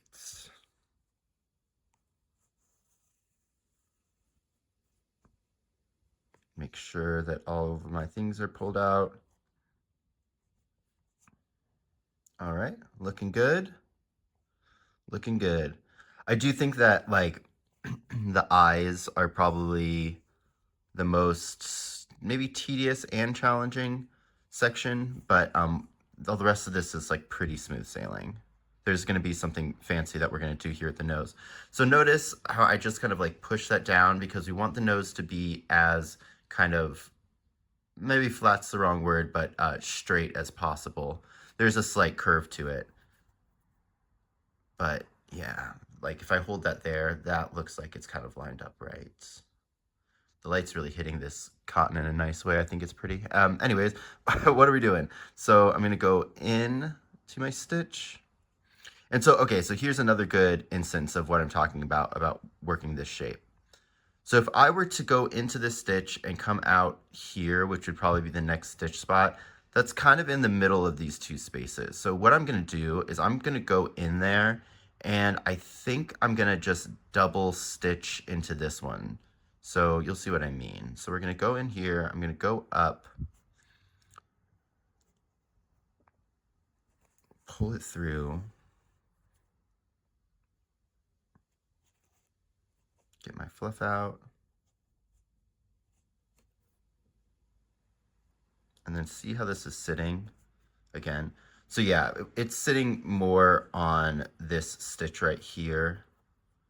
So I'm gonna go into the next stitch. If it was sitting closer to that stitch that we just worked into, I would have just put this stitch back into that stitch. So we would have worked 2 stitches into that 1 stitch, but it's gonna be right for kind of the shape of it. And this piece is gonna be stuffed, so I really want to make sure that we've worked like every single stitch around it to really get it in place. And then do you see here, so now that we did do that stitch, it does look like we're getting the shape that we want, like that kind of curve. But if I just worked this stitch and worked into the next one, all of these are going to be pushed over. So I'm going to work the next stitch into the one we just did. So let me get this fluff out. It's kind of hard to, I'm trying to like explain this the way that I'm like thinking through it so that you can kind of understand my thought process and kind of understand how you would do it. So I'm going to go into that stitch that I just worked. I'm going to go up into the next stitch to be worked through the body. But this time I'm going to, instead of going into the next stitch of the nose, I'm going to go into the nose stitch that I just worked. So I'm really not going to pull it tight this time. Do you see that? We're going to just get it nice and loose. And I'm going to go back in and up through that one. And what that's going to do, excuse me, is it's going to just make sure that we have tension on that stitch to create the correct shape. The more kind of like needlecraft stuff you do, and you already know this based on crochet, but just the smallest alteration in like your stitch tension can really dramatically change the way that your pieces lie. Like just like that. Do you see that? We made it, instead of it being so scrunched up over to that side already, we've made it a lot more straight. So let me just get that other one. This one should be, this next stitch should be in line with that first one that we did. So it actually needs to be like right about there. Yeah. It's a little difficult to kind of tell the exact kind of space and direction of the stitches, just because the nose is one, a little oversized for the space, but that's so that we can stuff it. Once we stuff it, you'll be able to get a better visual. So kind of just like do your best and imagine it stuffed in your mind's eye. And I really do think that'll kind of help you. Okay. So now it's time to go into our next stitch. And here's where things are going to kind of change up a bit. So I'm going up through the last two, I'm going through the two loops of the last stitch that's just the nose. Kind of pull this fluff out.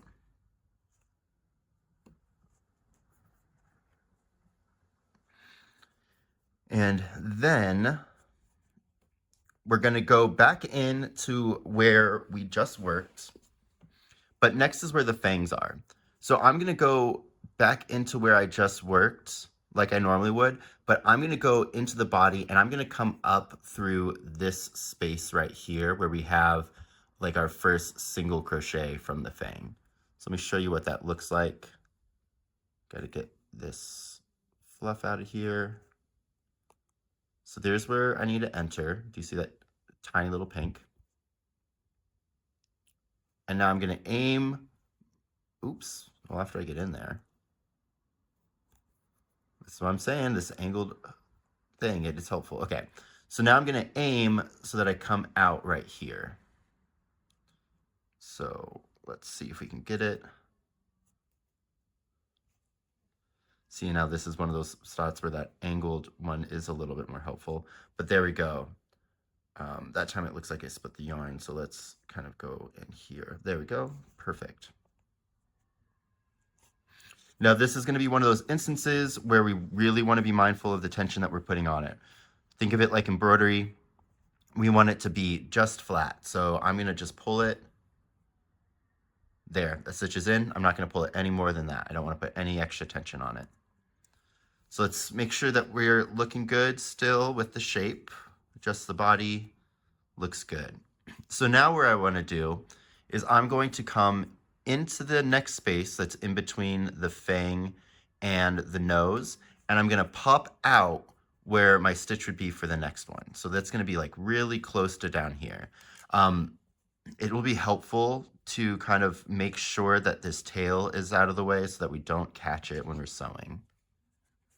So nose up here, and this is where it's going to get a little scrunchy so that we can have some space to give it some volume. So I go in between the space where the fang is, I'm going into the body, and then I'm pulling up directly under where I want my next nose stitch to be. So I'm pulling up like right, like that's too far, right here. And again, light tension. We just want it to have the stitch in there. There we go. The other reason we're putting light tension there is we don't want, like we want this shape to be here.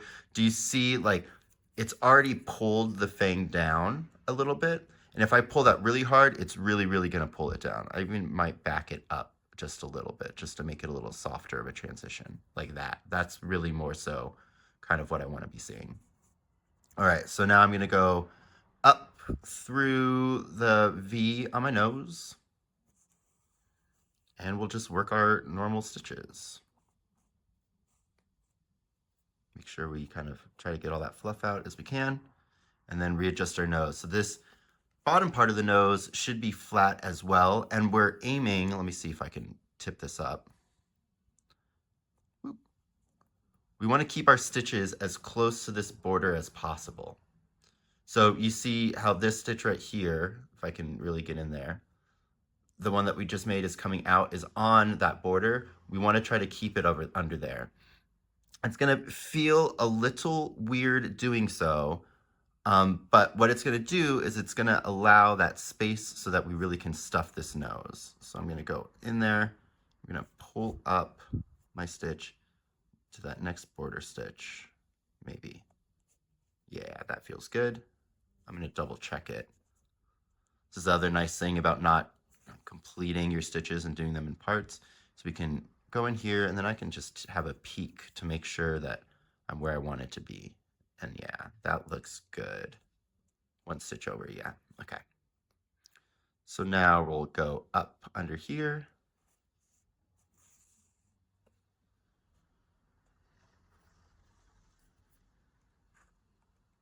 Recheck, make sure everything's lining up. Looking good. Do you see how we're getting a lot of like volume underneath that nose by pushing these stitches in those little spots? That is exactly what we want. So let's go ahead and do the last section of the stitches down here. So I'm going to go back in, and I'm going to try to come out on that border. So I'm going back in. You probably can't see that, huh? So I'm going back in, and I'm going to come up just right over here. You can take out the stitch markers for the fangs if you need to, or not the pins for the fangs if you need to, because we're going to do that pretty soon here anyways, just so that we can get those situated. Okay. Cool. And then I'm going to get this underneath that last stitch as well. And then we'll go to our next part. So now we're going to stuff the nose, and we kind of want to follow the same stuffing instructions as the eyes. We want it stuffed pretty firm. It doesn't need to be stiff, but it does need to feel like it's been fully stuffed. So let me grab some of that. How's the light? I think that's good, yeah. So I'm gonna just go in through the fang here.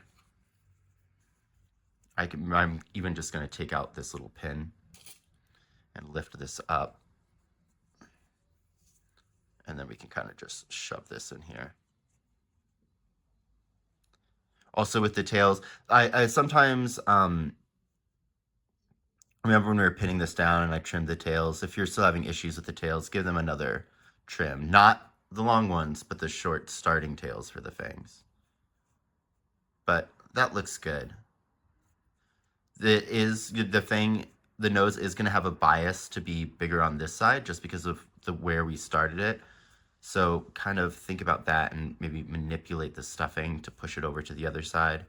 And we can do more of that when we're done. But I think that looks good, because we're going to pinch this down as well. So there's going to be a little bit more. So shaping, that is. So let's go ahead and get ready. So we're going to do this next side pretty much the same way that we did the other. So I'm going to go back into where this stitch was made underneath, and I'm going to come up through this space right here, right in between the fang and the nose. So let's find that stitch in there. There we go. And it should be just the next stitch over. This is going to be a little bit trickier because we don't want, see, I'm like the one stitch over. We don't want to catch our fluff that we just stuffed it with, or the brushed out guys, which we did get a decent amount in that one. Again, I think that using the cotton on the body, I love the look of it, but it does make the sewing a little bit more challenging just because it's so much more free-flowing. All right, so I'm gonna pull that one down. Let's readjust, let's assess. How do we feel? The fang will be down there. Yeah, feels good. So let's go ahead and go over the fang, and we're going into this space right here in between our fang and our nose. And then I'm gonna try to pop up right on the outside of the fang. So I'm going into the body, and I wanna pop up right here.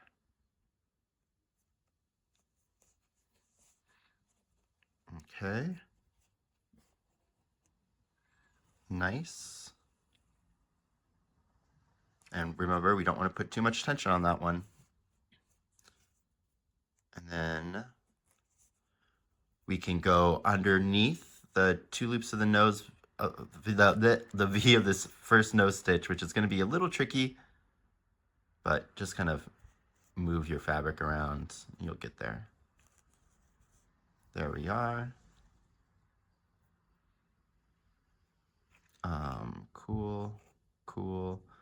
We're really trying to be mindful of the fluff here, remember. So I'm gonna even try to go underneath here and just make sure that we've gotten all of it out. Oop, I'm getting caught on my sewing yarn.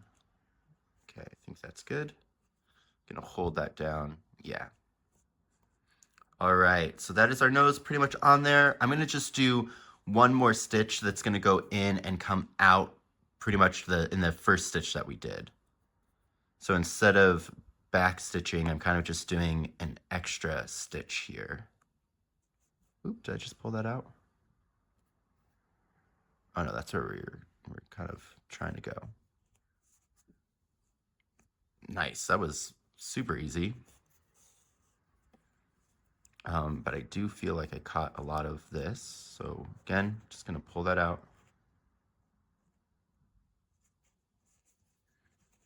This one's like really, really close, but it'll fluff itself out. All right, and then we'll just go in to where we started and bury this in the back. All right. Ooh. All right, so there's the nose, pretty much done. We'll give that a little tug, snip it, per usual, and then realign our body. And then let's get going on these fangs. So let me pull that fluff out just so that we don't lose it. Remember, if you're using cotton, be a little careful when you do that so that you don't pull it all out.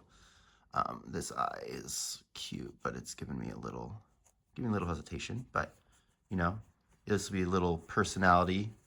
Okay. My bad, that was gross. So now we need to do the fangs.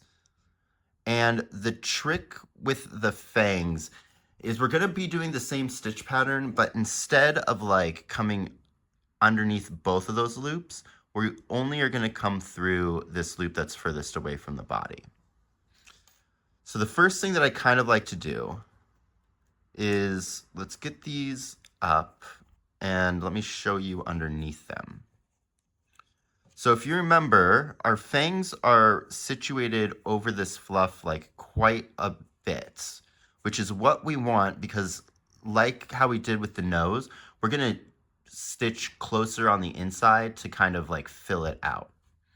What we do want to find is our points. And you can kind of see just from having that pin in there, one of our points is right here. So I'm gonna first just line these up. So I'm gonna take the pin and put it in that furthest point of like where that in space was. And let me do that with the other one, just so that we can kind of get a good visual on where they're gonna sit and to make sure that they look even. And I think that that looks good. What I'm eyeing here is like they are not the exact same shape, but I'm looking more so for that here we have like a good line of where they're kind of lined up with each other, and it looks like they're lined up with the rest of the face. You see that? This is a lot of eyeballing, and I understand that, and I do kind of apologize, but that's why we made sure that we left kind of those spaces, is to really kind of like take out as much eyeballing as possible. But you know, we are artists, so part of our job is to have a good aesthetic eye, and think of this as training. Okay, so for our first stitch, where we want to go is we want to go in from, let me make sure that I say this right, because this is kind of confusing. I'm gonna take a quick look at my pattern right now. So when we're making our first stitch, what we want to do is go into where it looks like our tail is coming out. So that's going to be somewhere underneath here. And we're going to pop out of our crochet where this pin is. So if we lift the pin up a little bit so that we can see in here, maybe. Okay. So do you see in the body where the pin is coming out of right down there? That's where I'm going to have my needle come out of. So I'm going to kind of lift this up as much as possible. You can see that the tail is coming out, is like right over there. Do you see that? Kind of tricky to explain this. So I'm going to go in right where that tail is. It's going to be almost even like that same stitch right here. If you can see that pink and back, if this could focus, I don't think it can on it. Yeah, it can. We're basically going to be going into that same location. And I'm going to pop out right where my pin is. Perfect. So we can take that pin out. And again, this is going to be one of those kind of embroidery things where we are going to pull it until it's just in there. Now, when we look at the fang, we can see the tops of our stitches, right? We've got the joining one, that'd be the single, double one, double two, and then we have this little tiny guy right here. That's going to be the top of the picot stitch that we did. And we're going to start there. So that little top loop of that tiny little picot where we pulled it tight, I want to go into that loop. Cool. And then we're doing our standard stitch pattern. So I went into that loop. I'm going to go, well, get all this fluff out of the way. I'm going to go back down into the body at the same location and then over to the next stitch. Now, when we're stitching this, I want to stay fairly close to this border, right? Or maybe not close to the border is a good way to explain it. When this is lying flat down, the place where I'm going to want to come up is this little ridge right here. So I'm aiming to come out at this ridge right here, not on this left side. I'm going like slightly underneath it. So if I look over here, if I look at this back ridge right here, it looks like the next stitch is actually kind of like right under there. So slightly below and behind where the other one is. So let's go ahead and put that in there. This is just going to further help us make the shape that we want. And you'll start to see that shape as we go along here. Cool, get the fluff out. All right, so I went into that next stitch and I'm going into just the V that's closest to the top. That one got pulled under, but that is exactly what we're looking for. Awesome. So if we lie this, give it a little bit of a tug, lie this flat again. And here's our V. We're aiming to go like right there. So I'm going to go under here and pull up in the stitch that is going to feel closer to there, which is like what, this one? Yeah. And if you can see here, maybe I'm pretty much still on the border between the single crochets and my brushed out. That's how you can know that you're kind of on the right path. It's going to feel awkward and a little difficult, but this is what we want. So I'm going to give that a nice tug. And then remember, we're not going through both of these loops. I'm only going through this one that's closest to, I guess, like the outside. And then giving that a tug. Okay, so now we'll do the next one. Lie this down. Looks like we're aiming some over here, which you can pretty much just follow where that border is, if I can show you over here. So like that border is like here-ish. Probably actually, yeah, actually probably closer to there. So into the stitch, up and at them. Okay, get our fluff out of the way. Give that kind of a tug, and then we'll go into the next one.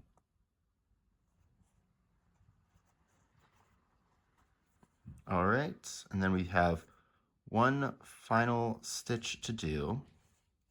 But here, let me show you what's going on here. If I give this another little tug, do you see how we basically just pulled everything underneath itself? So we've sharpened up the fang a lot, especially in comparison to here.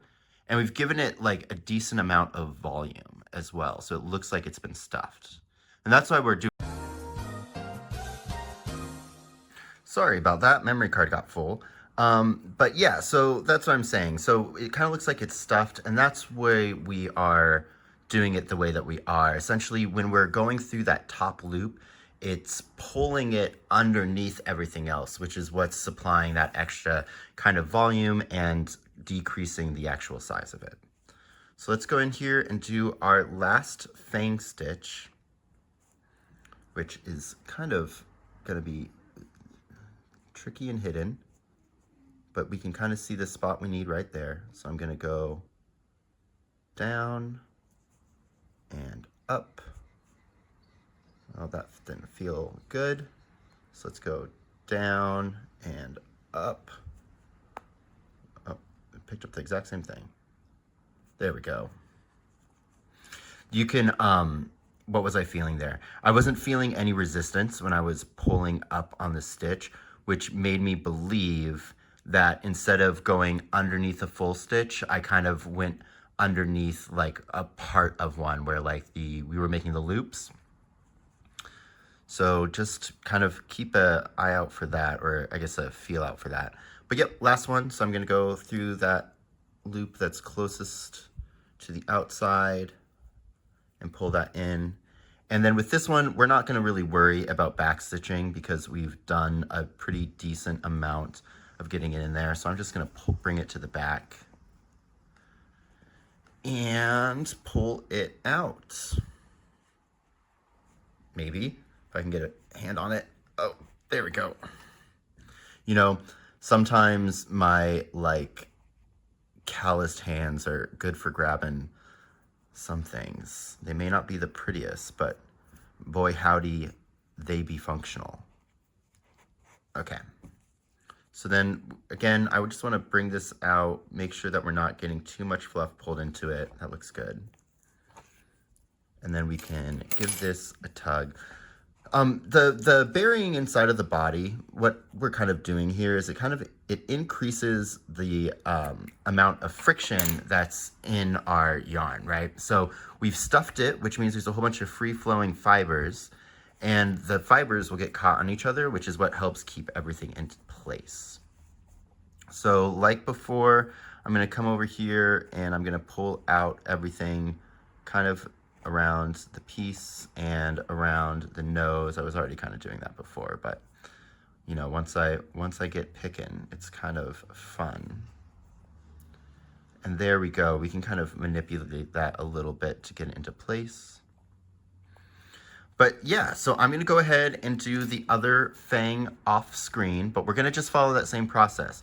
So you're gonna go in where the tail is emanating, or the tail is coming off of the fang from. Then we're gonna go up right through where our needle or pin is. I don't know why that is so hard for me. And we're going to start our first stitch by going through that tiny loop of the picot, the one that's closest to the top. And we can find that fairly easily if we go over here. These ones are going to be turned kind of under, so it might be a little bit trickier to see, but here's where we pulled up the loop. The next one is our single crochet. Then that was the double crochet. Here's that other double crochet. And then that tiny little boy right there is going to be the picot. Got it? All right, so go ahead and do that, and I'll meet you back here. All right, so there we are with our fangs all done, which I love them. I think they're super cute. I think that stitch technique really does kind of help to give them some shape and some personality. Remember to go around and pull out your fluff, blah, blah, blah. I've said it like 30,000 times, but that's because it's important. And then let's move on to the hands. Now the hands are going to be super easy. We're just going to be using our standard stitch pattern. We're going to work around the outside of the hand first. And then let me show you this real quick, just for those that want to go ahead of the class. The fingers, like the actual points of the claws, are going to be free floating. If we take a peek under here, our top V's are going to be underneath where those claws are, and those are the stitches that we're going to work into. So just leave those claws free floating. Go ahead if you want to work before we do, or if you want to, what am I trying to say? If you want to barrel ahead, go ahead. But for everybody else who wants to stitch with, let's get to it. So, like I said, we're going to start by going around the outside. And we're going to do this the same way. So I'm going to go into the body from where my yarn tail is, which for me looks like it's positioned like right here, then up through the next stitch.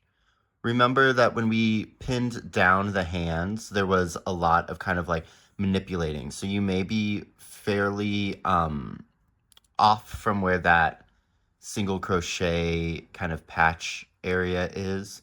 But don't worry, just go low and slow. You might have to pick out your fibers a little bit more, but that is a small price to pay for lined up paws. Just going into the next one. I think that having the hands be pretty simple is a nice little chill. I guess we're kind of like halfway done. The feet are going to be pretty easy. And the next time that we're just going to need to go into some hard detail is going to be when we do the antennae. I should have, you know what? If I should have looked on how to pronounce that. I promise that I will try to remember to do that before we actually film that part, because I'm going to be saying the word a lot. Okay. But yeah, I'm just going to go around here. I hope, because I didn't say it, but I think it's somewhat self-evident. But when we're working one side first, right, and then we're working on the other side and trying to make them look as symmetrical as possible. So when you're working on the like second hand, or when you're working on the second eye, or when you're working on the second fang, and when you will be doing the antenna and the feet, constantly, I almost do it after every single stitch. I like to go in and just double check to make sure that it looks like that they're lining up. Now, that being said, and I've said this before and I will say it again, we are doing handcrafts, right? And we can make them look as perfect as possible, but those small imperfections are really what is going to make it yours and make it, you know, your Venonat, show off like your, give it personality. So I don't know, don't beat yourself up over it being perfect.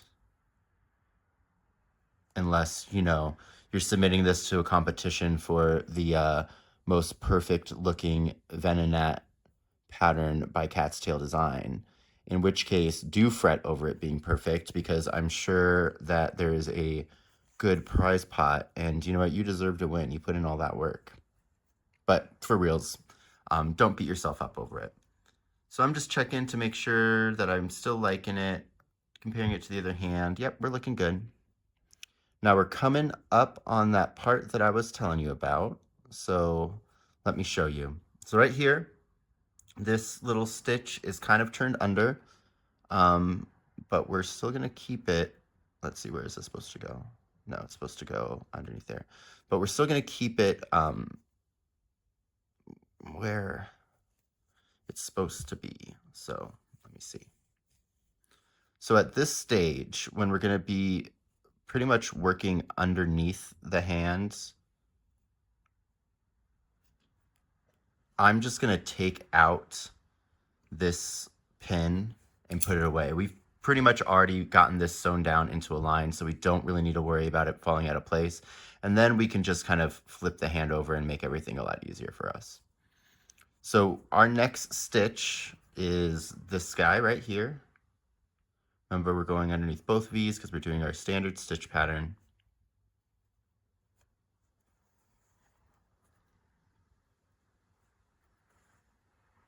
Cool. So then I'm going to lay the hand back down, and then I'm going to just kind of like peekaboo it, so I can see where the next stitch is. So when I like pick this up, this is the next stitch we need to work into.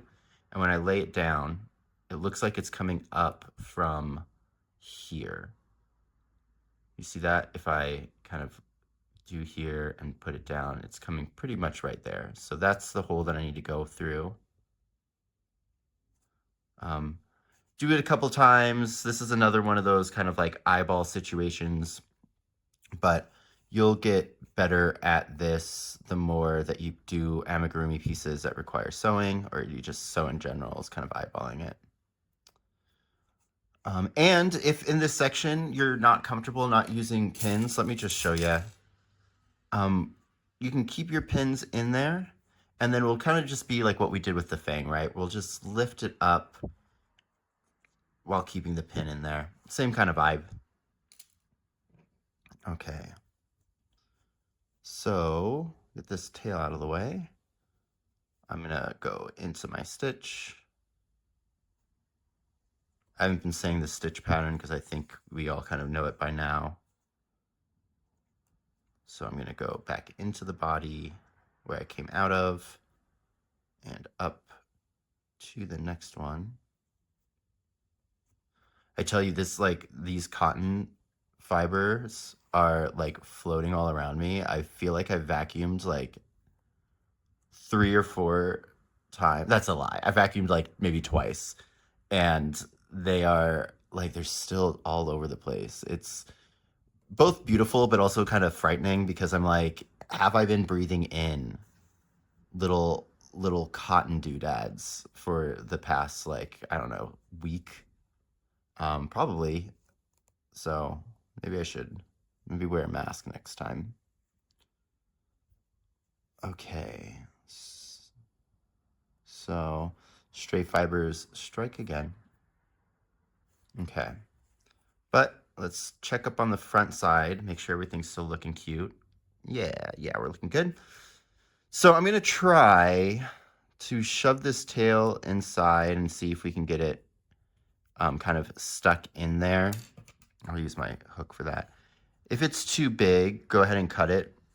We're not gonna put any stuffing in the hands, so don't worry if you need to cut this tail short. We're not using this tail to add any volume at all. We're just keeping that tail in there so that it's away from us. But okay, let's continue stitching. So we just went into there. It looks like when I pull down that this stitch, oh, it's like over here. Okay, so let's see what that's gonna look like. Does it look like I'm jumping too far if I pull up there? No, that looks fine. If that did look like it was jumping too far, what I would have done is I would have done a smaller stitch and then just double stitched into the last stitch of the hand that we just worked, if that makes sense. Okay, I feel like this can be pulled out, this can be pulled out. Okay, and then I'm gonna go into this last guy right here. Okay. And that's pretty much it for the hands. Let's give it another peek. Make sure that we like it. Yeah, I'm a fan. I'm a hand fan. And then our last stitch is we're just gonna do like a duplicate. So I'm gonna go in and then up where I made my first stitch. This is gonna kind of act as our back stitch for the row. So I can see that my first stitch was made into this one because I can see that straight line. So I'm gonna try to pull up behind that stitch, just like that.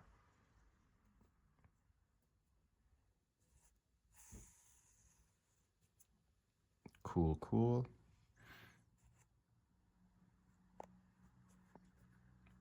I think that like sewing amigurumi is one of those things that I'll probably do a video on. One, because I think I would like to become more comfortable with it. You know, it's something that I don't do all too often. And I find a lot of the times when like crafting or just in general in life, the demystification of something by learning about it really kind of helps you either understand why you don't like it or understand that like your fears were unfounded. And I think doing a video on that would be super helpful because like you've seen here, depending on the way that we sew our crochet pieces together, it completely changes the way that those pieces look.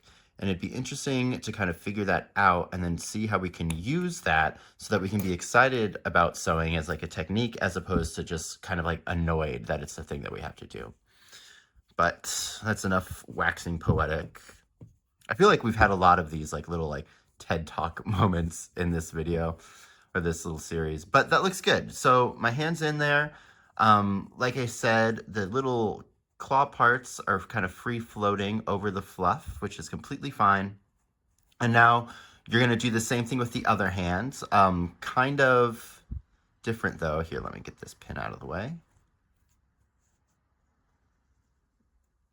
And then that tail. So unlike the other hand that we just did, this hand, the little top piece, or the tail is going to be starting at the top, but that doesn't really matter at all. We're still just going to go around the edge, then up through the toe, or the fingers, the claws. Wow, I hit every single deado on that one. And then meet it back up here at the top. So go ahead and do that. I'm also going to reattach my feet so that we can get started on those. So redo your claw. This one, make sure that you check, because remember how the placement of this one's kind of interesting. So just constantly check when you're sewing it. And then reattach your feet if they've fallen off like mine. And then I will see you back here once we're done. Okay. Okay, so I'm back. My other hand is on. And my feet have been reattached. I'm happy with the way that we are looking right now. So foot time. We're gonna be using a different stitch pattern here. And one thing that I think is kind of important with the feet is we're gonna wanna kind of load up on the stitch markers right when we start, because we're gonna be working underneath a lot of this stuff and we don't wanna get it out of place. So we'll start with the left one. We're gonna start by working up this side of the foot, cross over, come back, and then go over here. So I'm gonna load up some pins on this far side that we're not necessarily working on right at the moment, just so that we can make sure that we keep that like kind of angle that we have on our feet. So let's get that darning needle. And we're gonna start by entering into the body, like directly beneath where this yarn tail is coming out of the foot, and stitching towards the outside of the foot, the distal side of the foot. So I'll put this up to camera so you can see. So when I slightly pull that up, I can see that the tail is kind of like right here. Like this is a stitch that we want to go into. You can't really see that. When you're doing it yourself, you'll be able to see this better. But I'm going to go into that stitch directly beneath where that tail is, and I'm going to pop up like this, just one stitch over towards the outside of the tail, or that foot. There we go. Okay. We still don't want to pull our fibers here, but we can be a little bit less stringent with it because this is going to be on the bottom anyways. So now I'm going to go into the foot, and I'm going to go into right where the tail is emerging from. So do you see that right there? Oop, maybe. Can you focus? I don't think it's going to focus. But we're going to go into the stitch where the tail is coming out of the foot from, and then we're going to move one stitch towards the distal side of the foot. So this is going to look awkward on camera, but I'm going to go into where that tail is coming out of. Can you see that kind of? And then I'm going to scoop over and go just right over into this stitch next to it. Kind of awkward. And this is why we put all those pins in there, because we're really kind of working along the on the underside when we start. Okay, so that's our first stitch done. Now I want to re-enter right where my yarn is coming out of, and I'm going to go one stitch over, following kind of like the side of the foot. So then the angle of the foot, I'm going to go one stitch over. Really kind of map it. This is one of those instances too where that map down there is a guide. It's not exactly 100% the thing that you're going to want to stitch into. Cool. So perfect. Now, instead of going into where I just worked, I'm just going to go directly above where this tail is and then over one stitch on the foot. And so we're kind of working this more in like a, I wouldn't be like a whip stitch, but in and out kind of a way. We don't need to turn anything under. So that's why we're not working back into the same stitches that we already worked. So there's stitch number 2 done. Now I'm going to go down into the body directly underneath the tail, which will most likely be a stitch over from where you were before on the body. And then I'm going to pop up in the next stitch over.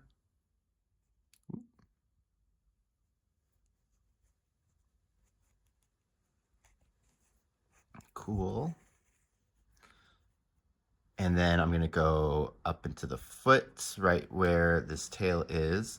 And this is where kind of readjusting is going to be helpful. So if I push this down, the stitch right above where the tail is going to be over here somewhere. So I just worked into that. So we're going to say it's this one. And then I'm going to go just over that stitch to the next one over. And we will be good. Okay. So now let's make sure that I like that line up for the foot. Yeah, that looks good. Okay. So now we're going to work across the foot going this way. I've got a spidey sense that this is going to want to come out, so I'm going to just put a pin in there. All right, so now we're going to work across the foot this way. And to do that, I'm going to go into the body stitch that's directly underneath here. Get these fibers out of the way. But I'm going to exit on this next stitch that would be going that way.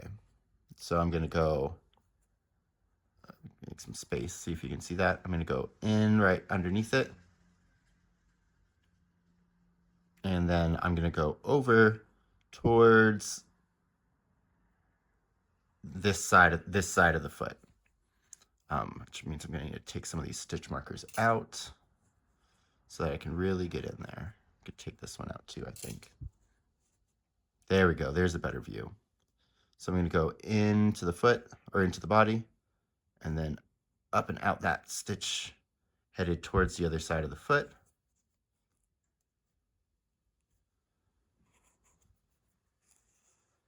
Okay, and we've got a lot of our fibers kind of trapped here.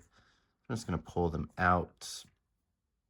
All right, and then we're just going to copy that stitch pattern. So I'm going to go up here over to the next stitch, go down. Then I'm going to go down into the body and I'm going to come out the stitch so that I'm headed back towards the heel. So I'm going into the body directly below where I was.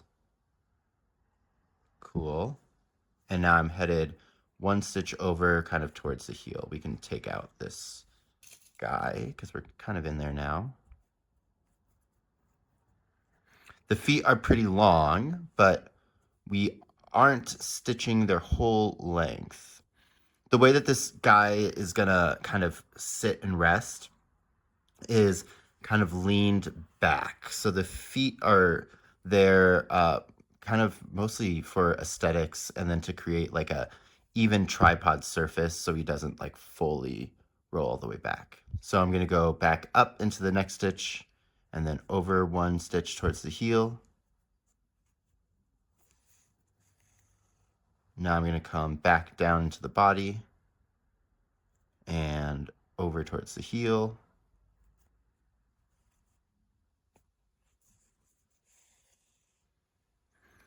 And then up into the foot and over one stitch. And this should take you pretty much in line. Do you see that?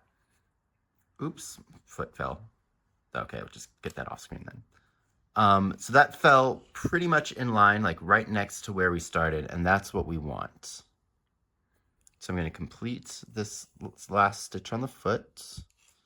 And then we're going to do like what we did with the hands. So my next stitch, I'm going to go in to the body, and I'm going to pop out where I made my first stitch of the foot.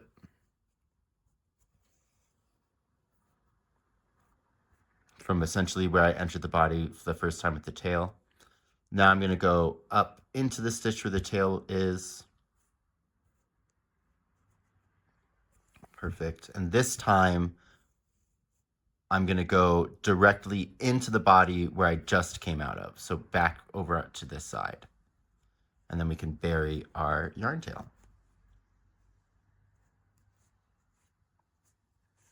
So in some respects, easier than the other things that we've done. In other respects, a little bit harder. But that's just because we had to learn a new stitching style. But that is good. So let's scrunch him back up again. And if you're like me and your other foot fell off, then we'll get that other foot on. But he is really coming along. You can see this fluff. He looks kind of wild right now, but that's just because we've been manipulating him. But I'm going to, here, let's just see quickly. Boop. That was almost perfect. So I'm going to get this other foot sewn on for us, and then we are going to move on to the next step, which will be the antenna. So I'm going to reattach the second foot, and then I will see you in a jiff. Bloop. Alrighty, so there's my second foot on there, and he is sitting pretty. He's looking cute. Once we kind of like mush him around and we get everything kind of like set up and take off some of that fluff from the bottom, he'll be a little bit more stable, but right now he's just a cute little roly-poly. All right, so next up is gonna be the antenna. Now the antenna are gonna be a little tricky. First off, to find the space where they're supposed to go like right between the eyes, and it's gonna be like really close, like only like about one fluff away. Do you see there's one? The other one is separated by like, I think 1 or 2 stitches. Yeah, cool. So these are going to be the spaces that you're going to work into. Now, things to note here, like what we did with the nose, we only have one kind of space of fluff in between. So we're going to need to be really mindful that we don't encase both of, or like the whole thing. but not encase, but like pull the fluff down into it. Also, they're kind of small, but that's what we want because we have small little pieces. So let's get going. Now, I will say that I think for the antenna, using a straight needle is going to be easiest for this first part because we're going to need to take the raffia through the body. So go ahead, and the way that I like to do this is I'm just going to thread, cut these down so that they're even. I'm going to take these through the body a couple at a time. So I'm going to thread both of these ones in. And we're not going to pin the antenna because they're a lot easier to kind of get in there. So if I hold this up in the center, I can kind of see where like the center hole is. So like for me, it looks like it's going to be like this one is the one I want, I think. Let me see. No, I'm going to go with the back one. So I'm going to go into here. So I'm going to take my needle with the two raffia stranded onto it, and I'm going to go into that space. Ooh, that's going to be tight. And I'm aiming to come out at one of these like single crochet spaces at the bottom. Remember, we used this long tail so that we could find them easier. So it doesn't matter where, it's just going to be easiest if we come out of one of those. So let me get in there. This is why I say a straight needle is going to be easier. Now just kind of like dance and weave around. Remember, you're going to be going through a whole bunch of stuffing. So just kind of zhuzh yourself around. Oh man, I'm having trouble. I can feel it. It's like almost there. After we get our first one through, the rest of it will be a lot easier. Okay, so I'm going to back up a lot further. No, that didn't help. Kind of like wiggling back and forth to get all the fluff out of the way. Oh man, it's like, it's so close. So I can feel it on the bottom, and I'm scraping around to just try to get the stuffing out of the way. Okay, let's see if I can. No. Oh, okay. New tactic. I'm going to take my other needle and I'm just going to poke around there and see if I can maybe loosen up. I don't know if that's going to do anything, but it is worth a try. And no. Okay, we might need to fast forward through this.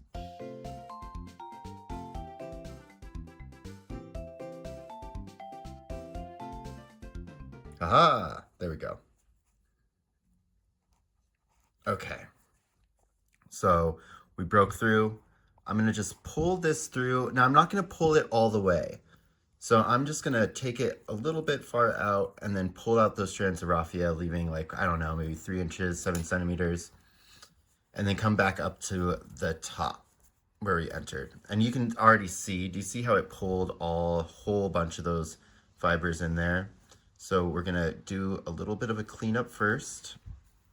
And this is why we're gonna take it in sections of the raffia, because if we do this all at the same time, we're going to pull all those fibers down there, which will mean that one, we're gonna need pliers to actually pull the needle through, but two, we might lose some of these ones that are around the eye that we are really trying to preserve. Okay, that's good. So I'm gonna grab 2 more of these, trying to be mindful not to like cross or twist them, just because we don't want to break them. So I'm gonna get 2 more on there.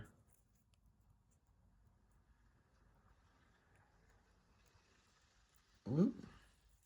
And then do the same thing. So we're gonna go down through the same hole and then out to the other side, aiming to come out of the same hole. If you come out like right next to it, that's fine, but really do try to aim for the same spot.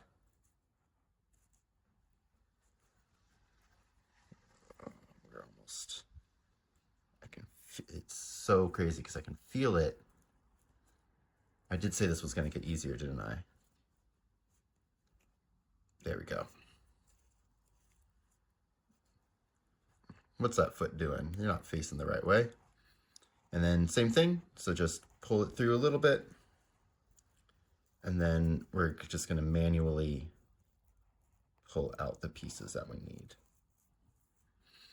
And then back up at the top, clean up everything.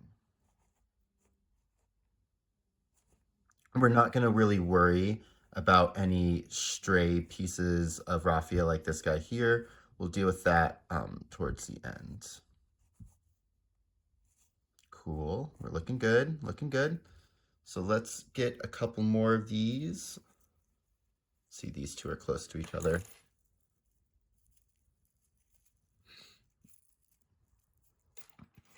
You might be able to get these like 3 at a time if you're using a larger yarn, like if you're doing this with a worsted weight. But I'm going in through the exact same hole, and I'm gonna try to come out through the exact same hole. And like now it's way easier for me to get in there. It's just a matter of finding the correct spot.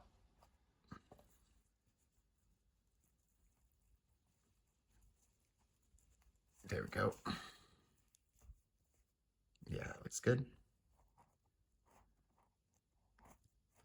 I feel like that grabs a lot of fibers with it. Cool. Is that just, yeah, cool, got it.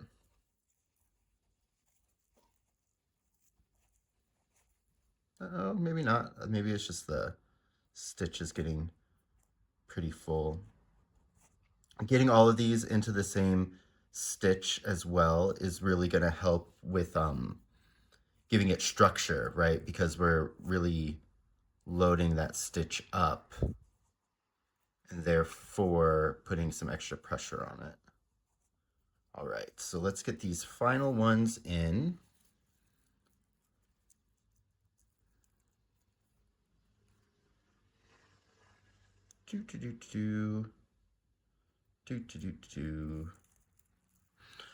And then let's see, put that through. I guess, let's say, I didn't really write any instructions for this and I didn't test it too much, but if you're using wire instead of like raffia, because that's what you had on hand, I would suppose that you would do this the same way, where you're gonna take the wire all the way through the body, and then you would just kind of hook it around some of the stitches down here like we're gonna do.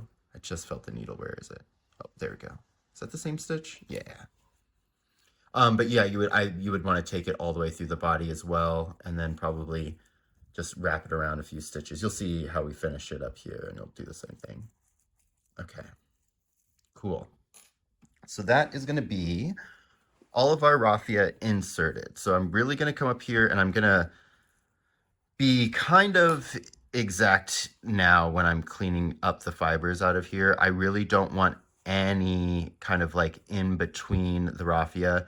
It is going to be a fool's errand, so I'm gonna just do the best that I can. But that looks kind of good on that side, and that looks kind of good on that side. So what we can do here is I'm gonna try to use my fingers to keep the fibers out of the way as much as possible. And I'm gonna pull on the raffia from below, and that's gonna really cinch it in. Now that's kind of difficult, so I'm gonna start going like maybe one at a time. If you're getting too much resistance, just move on to another one. We have a lot of these, so if some of them snap, it's not that big of a deal, but we really kind of want to try to not have that happen. Okay, we're looking good. Let's see. Which one? Oh, nope. Also, do you see that, how it's kinking? That's completely fine. We're going to fix that. And in all actuality, I would almost rather have that happen, because then I know that we're really getting all of these in there. Which one is that final loop right there. Is it the last one that I touched? Yep, sure is. Okay, so it looks like we're all pretty much in there. There's still a few that aren't. So I'm just gonna grab the bundle. That's not helping. Maybe I can take my needle and I'm gonna just slightly pull on this one. And then, yeah, see which one is moving down here. There we go. Okay, so maybe pull this out a bit. And now that we have them all pretty much in there, I'm gonna just pull them all together. Nice. Okay, so this is all looking kind of scraggly. That's fine. We're gonna just re-fluff up the body into the shape that it's supposed to be. And then I'm going to hold the bottom of the antenna and I'm gonna pull on this like little top bobble to like re-straighten it out. Now I'm holding the base of it just strong enough so that it's not gonna move, and then just elongating it. And that's gonna pull out our raffia so that it's in there good. So you see that? So we're pretty nice. So the next thing I wanna do is I'm gonna reshape the body one more time, and then I'm gonna take my antenna and I'm gonna rub it between my hands one more time. Now when I do this, I'm resting my hands on the body, but I'm not applying any pressure to the body. This is just to kind of elongate it so that we make sure that we have our full length. And that looks good. So now it's gonna be time for sewing. So let's get up here and let's clean this up again. Okay. Perfect. And then for sewing here, we're gonna use our standard pattern. I think I am actually gonna switch to this smaller needle now. Okay.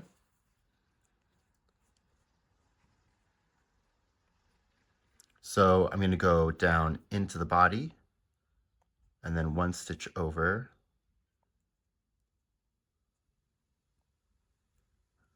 Go up. Then I'm gonna come underneath the stitch here.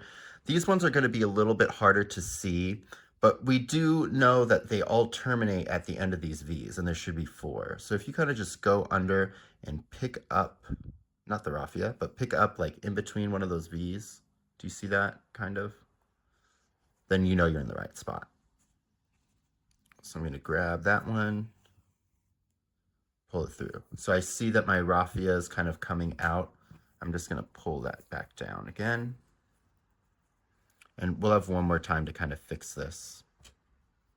So now I'm gonna go into that same stitch and then just over one more.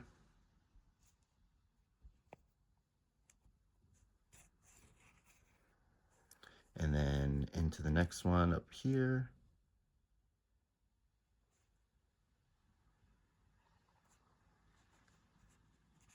Perfect.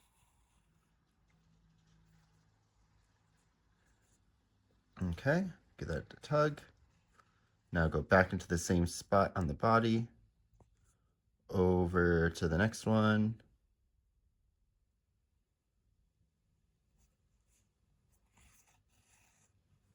Kind of fix that. Get the fluff out of the way. Give it another good tug. Now go up and under in the next one.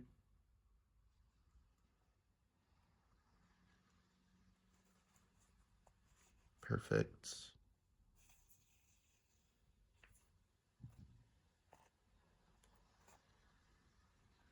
Pull out those fibers.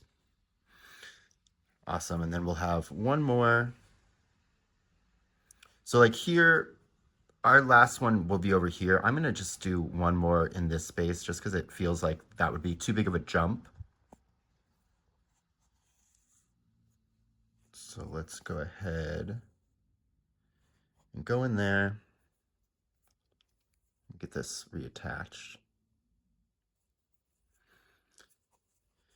And then we're gonna pull up, I think in that, just using that same stitch that we just did.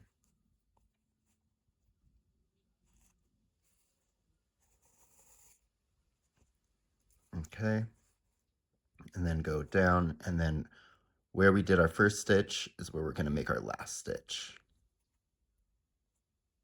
Try not to split our yarn. Cool.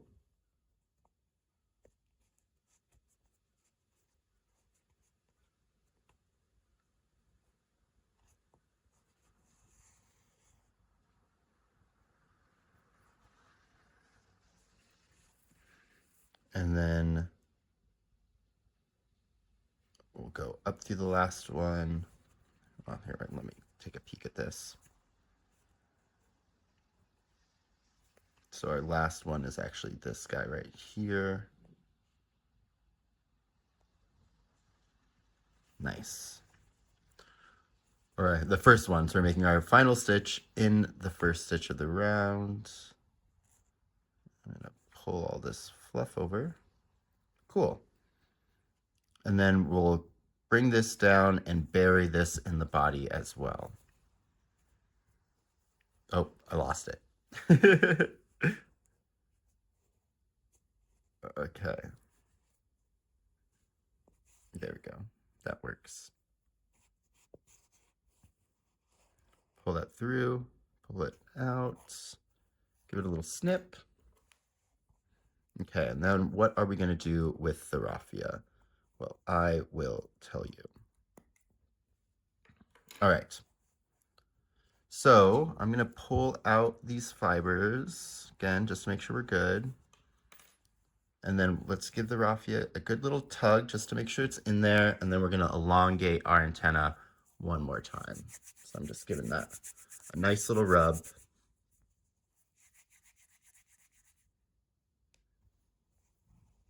Cool. And then that is going to be in there nice and situated. So we have the length that we need, and we know that the raffia is good. So what I want to do next is I want to take these, and this time I can thread all of them, give them like a little trim to make this easier. Okay. And what we're going to do, this is going to take a little bit of finesse, but we're just going to bring this back into the body and draw it through and bury it like we do with our other ones, but we don't want to pull it too terribly tight, right? Because we have this kind of situated the way that we want. So I'm going to find one of our stitches back here that's part of that single crochet round, and I'm just going to go right into the next one next to where we came out of and angle this into the body.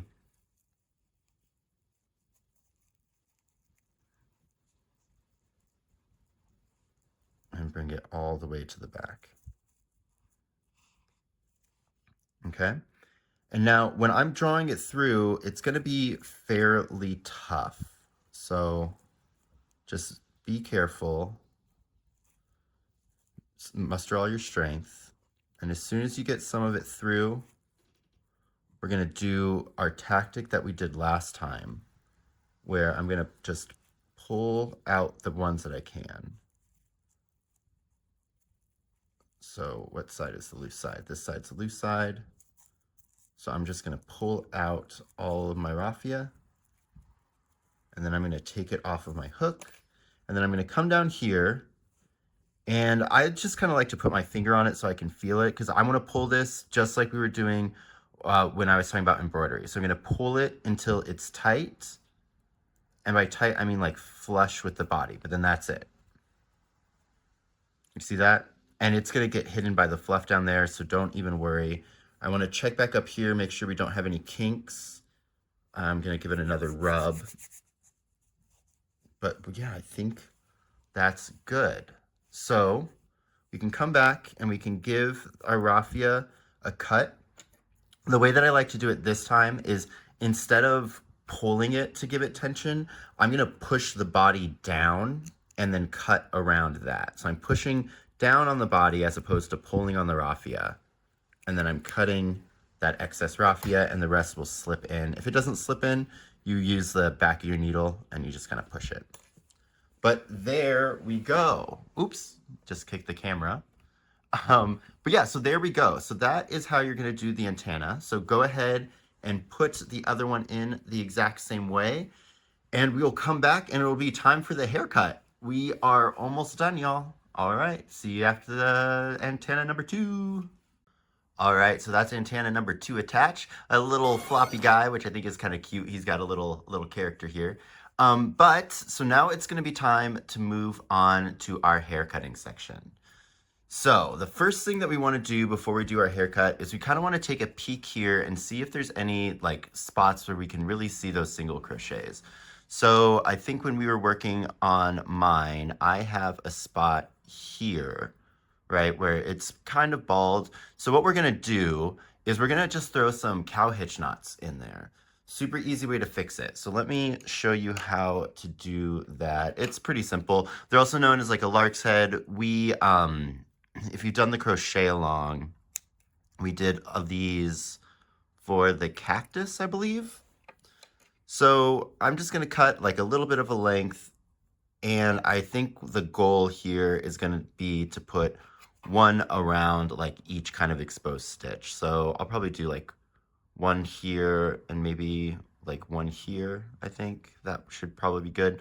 Remember that they're going to fluff up a lot, so we don't need to overload the area, but we just want to have a little bit more of a fill in some of these parts. Oh, what was I doing? So I just looped both of them around here. I'm just going to complete this one and then I'll show you the next one that we do. All right, so what I'm going to do here is I'm going to go, I think this time we're going to go, can I go like here? Yeah, so we'll go into the stitch with our hook. Then I'm going to grab that little piece of yarn I cut, fold it in half, and loop it onto my hook and pull that through. So now with that loop still on my hook, I'm going to grab those 2 tails and I'm going to pull it through that loop. And that's just going to make a hitch knot, and I'm just going to pull that down nice and tight on it.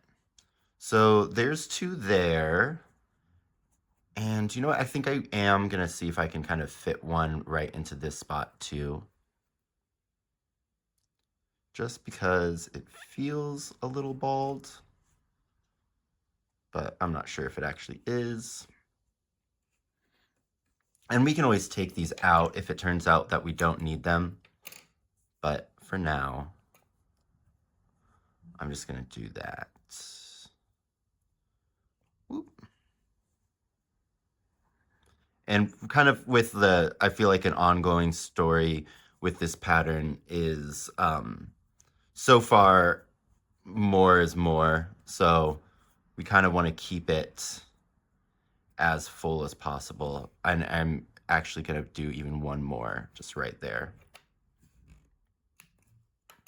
As I say, like, we're only going to do 2. Cool. Okie dokie. And then I had one more problem area that I saw.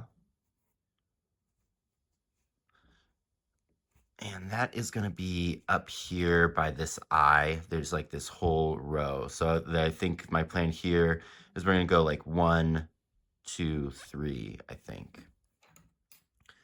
This step 2, like is not going to be necessary for everybody and is going to be pretty highly dependent on what kind of fiber you're using.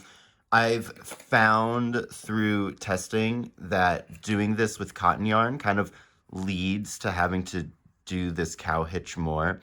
And let's see, we're gonna go here first. And that's gonna be just because of the qualities of the yarn, right? So cotton yarn doesn't really stretch at all. So it doesn't, when we're stuffing it up or when we're kind of like sewing our pieces into place, there's a lot less give, which means that there's a lot more opportunities for this balding to kind of happen. But we don't have anything to worry about because we can just hitch our way to greatness. Okay. So we're there. And then we're here. And then I think that should be good. I might do one more. Let's take a peek at what we've got going on. Oop. Where are we? There we go. It's nice because we don't really care if we split the yarn here because we're going to be brushing it out in a second. Okay, so if I pull those back, do you see how that just kind of already looks kind of fuller? And it does kind of look like we're going to need one more maybe here. And then I'm going to do one more after that one too.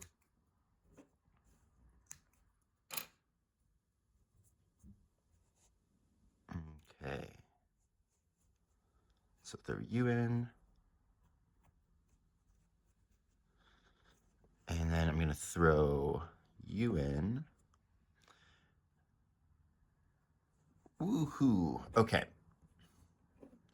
So let me show you kind of a bald spot that I really wouldn't worry about filling.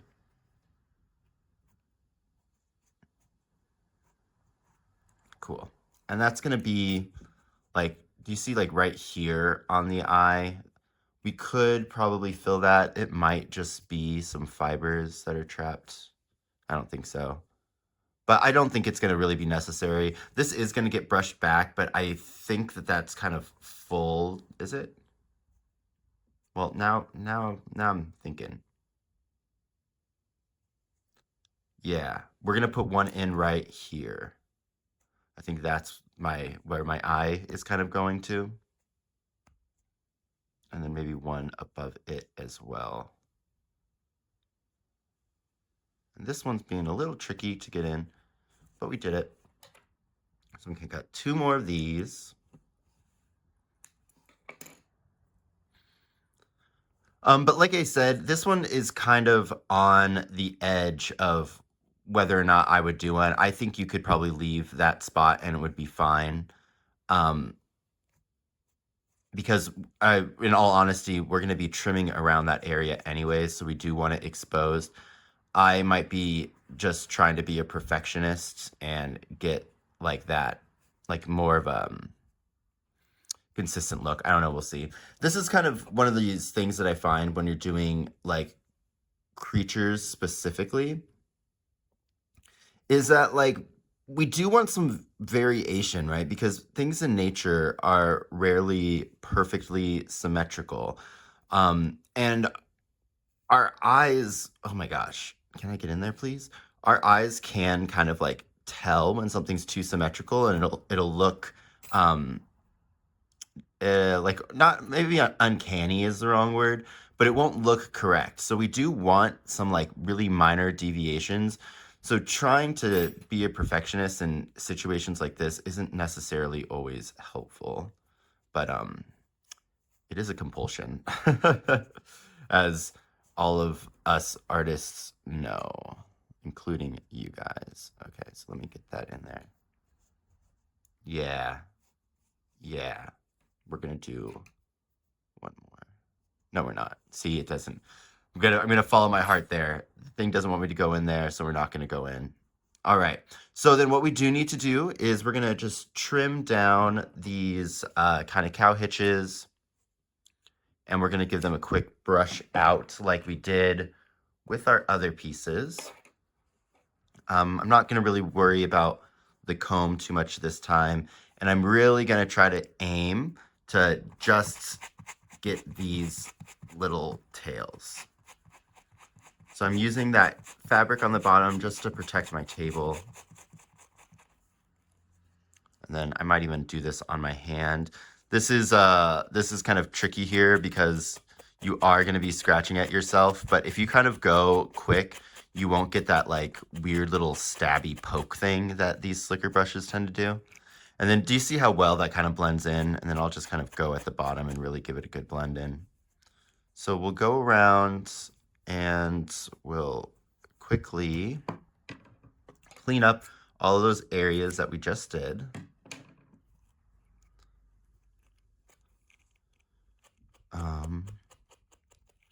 Then we'll be ready to cut. Now, like I said before, I am not a hairdresser. Never have I played a hairdresser on TV, and I'm not going to be familiar with a lot of the terminology. So, if this is something you know about, when I'm kind of explaining how I'm cutting, please, in the comments, go ahead and put down what like the correct words or terminology are. I promise I won't take offense unless, you know, you call me a name when you do it too. But I think that it's going to be a lot more helpful if we can use kind of like the correct verbiage, so that when I'm explaining to somebody, it makes more sense. And then I can learn so that in the future, if we need to give any more pieces a haircut, I will know the correct words to use for what we're doing. We live in a society, as they say, but in this case, it's not pejorative. Okay. So I think we're looking good. So let's go ahead and get cutting, and I'm going to tell you what our plan of attack is going to be. So the first thing that we're going to do is we want to make sure that this area right here where you have like our hands and our eyes, that those are all really nice and visible. Like right now, we kind of have a good look on them, but I think I'm going to cut some of these, like clean this mess up a little bit. But you know, I think the fear here, right, is that we're going to be cutting and it's going to be kind of like a no return thing. And you've seen now that you can put cow hitches in and brush them out if you need to fix something, but also go in with confidence. You know, I believe that you can do this. You should believe in yourself as well. And going in with that confidence and being careful, going slow is going to make all the difference here. So let's go ahead and get going. And I'm going to start with this space right here between the eyes. I'm going to use these shears because they're the sharpest ones I have, but use whatever you got. I'll probably switch to the snips too. And what we're trying to look for is like almost kind of like a uniform height, but we want it to have a little bit of variation. So what I like to do is kind of go in at like a 45-degree angle to the thing that I'm cutting, and just start kind of snipping it, following the contours of the eye, in this case. And then I'm going to come to the other side and do that. And notice how I'm not really cutting that much off. I'm really only cutting a little bit. And that's because I can always cut off more, but it's going to be a lot harder to add in some. So that already has kind of helped define the eye. I still feel like there's like a little extra right here, but I'm going to, this time, do I have some? No, these aren't going to do anything. I need some new snips. So this time I'm going to cut a little shorter, but I'm going to I don't know if this is called like feathering, but I'm just cutting at the tips, and I'm not really too worried about what angle I get those tips at, because I think like the different angles is just going to cause like variation in like the length, which is something that we want. Cool. Give that a brush out and a comb just to kind of see where we're at.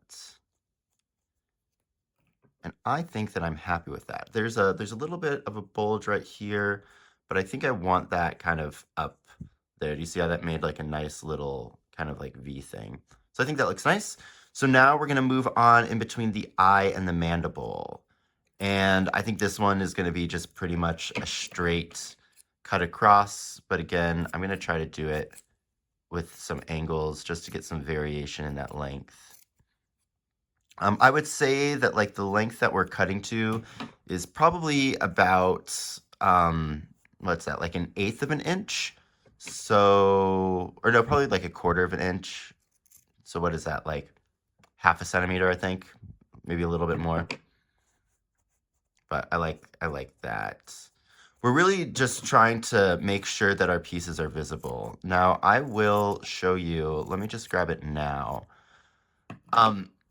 Again, all of the fibers are going to be acting different. So this is what we have right now when we're looking at our one that's made with cotton. And I've got one over here that's done with acrylic that has already had this face area shaved. I'm going to show you it now just so that you can see that it is going to drastically kind of be different in what you're looking at, but we're going to be following kind of the same rules. We're just trying to define these different shapes and areas. I'm going to give that a little bit more. Cool. So now I like to do this spot between like the eyes and the hand. So what I'm gonna do is I'm gonna come back in down here and I'm gonna cut, but I'm gonna stop just on like the outside portion of the hand. So I'm gonna stop here. And when I go in to stop it, I'm gonna like pull this to the side and kind of feather it out. I don't know if that's what feathering is, but here, I'll show you. So I'm coming in, I'm cutting, I'm at the part where I'm at like the bottom vertex of like the oval that forms the eye, and then I'm just gonna cut like straight across, oops, and get my finger. But that kind of just, I feel like pulling the hair like that kind of helps to avoid like cutting it too short, but it's gonna start trimming the sides because that's gonna be something we need to do. Now I'm just gonna go to the hand side and cut at this angle and then go straight out. And I think that hand can be a little bit more defined. I'm gonna go in there a little bit more. There we go.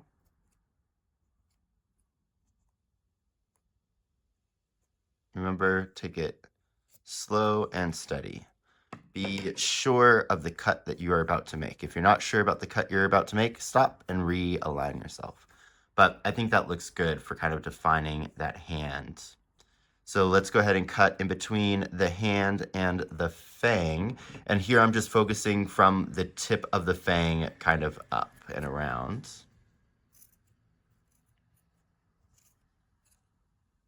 Looks like there's a little extra right there.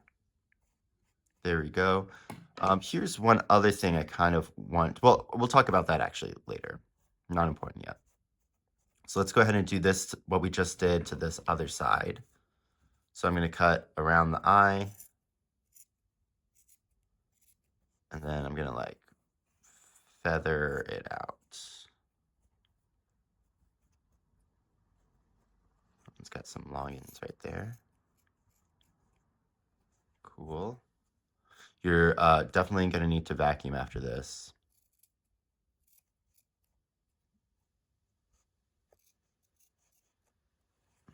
Okay.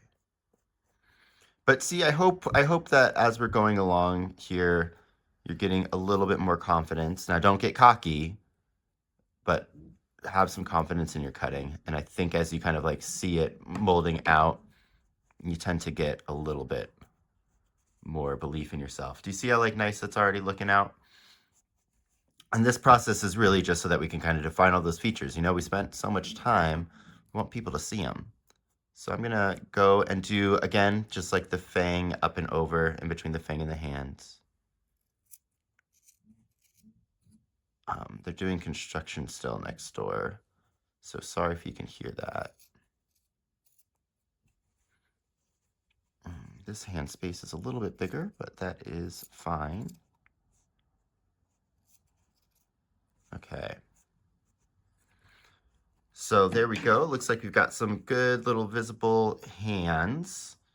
So next I'm gonna go in between the fangs, and I'm gonna go, and I think I'm gonna cut like right in between the fangs, pretty close like we've been doing with these other ones.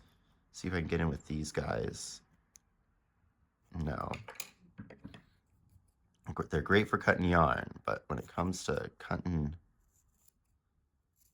giving a haircut, not doing it. So I'm just gonna go in with these big ones. I'm just going in slow, being kind of precise with my cutting off the tiniest bits at a time.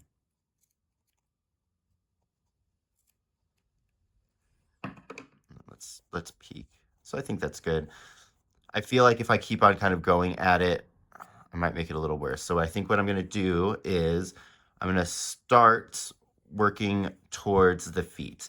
Now, we're gonna cut this section right here of the body, and we want this to be a little bit longer. So I'm gonna start up here kind of short, and I'm gonna elongate it as we go down, or cut less off as we go down. Sorry, just a second. Kind of flummy today. TMI, I guess. So the way that I'm gonna do this is I'm gonna like start at like the height that I normally would, and then I'm gonna slowly kind of get higher as I turn the corner. So Like I'm starting kind of close here, and then at that point, I'm just like cutting off the tips. So starting low, cutting off the tips, starting low, cutting off the tips. And I think this is going to be one of those sections that we'll probably go over it a couple times. And then here. It's almost like, maybe another way to think about it is we're working on like a domed shape. So I'm starting straight here, and then I'm cutting just straight. I'm not like following the curve to keep the same height. I'm just cutting it straight across. But that looks good. I feel like there's a little extra here that I want to take off. So I'm going to go ahead and do that.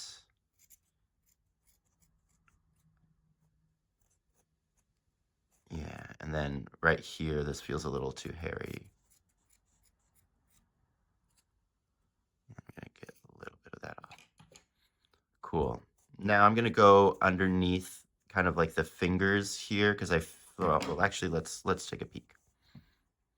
Yeah, so I feel like some of the finger parts are kind of being hidden. So I'm going to go into there. I'm just going to go right in and just give that a snip so that everybody can see his beautiful, beautiful little claws.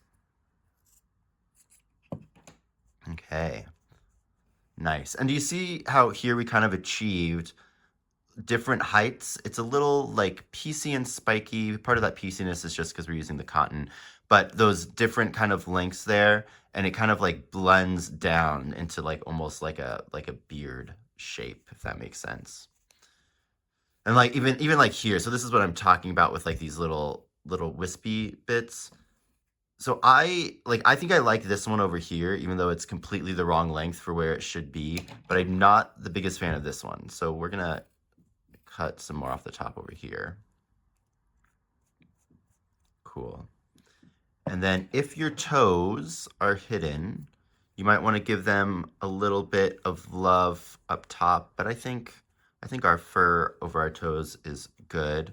This again is going to be something where the acrylic one's going to be different. So like here, I trimmed quite a decent amount over the toes.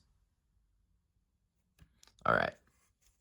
So now we are on to kind of the harder part.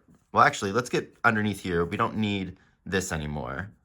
So we can go ahead and just give that a snip.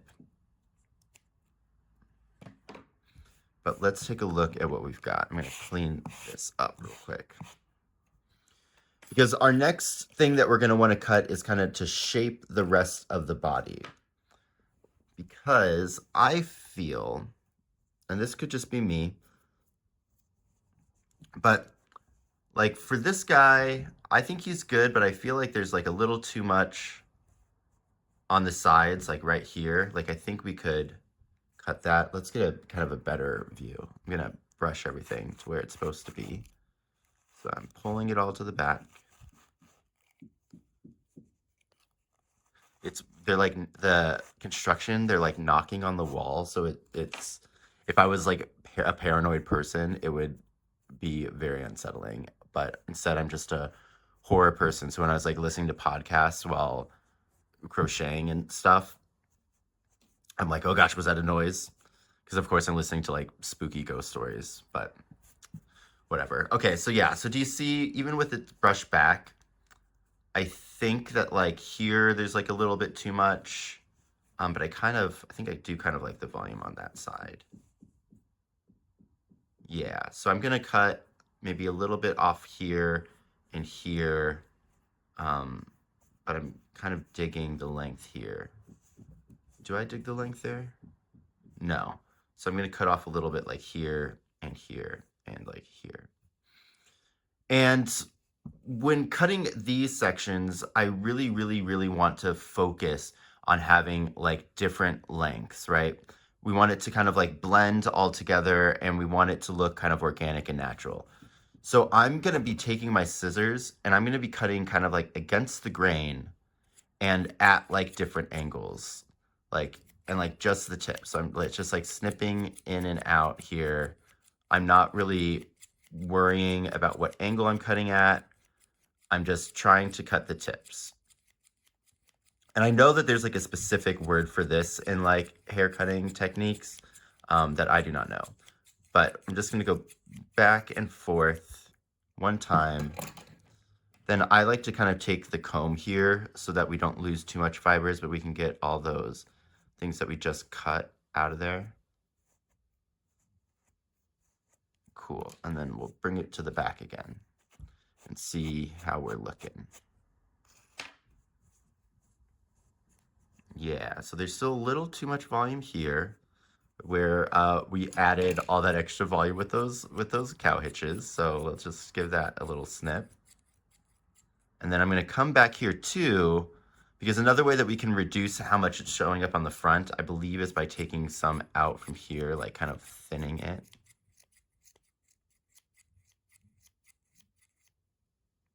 And this is cotton, like I've said multiple times.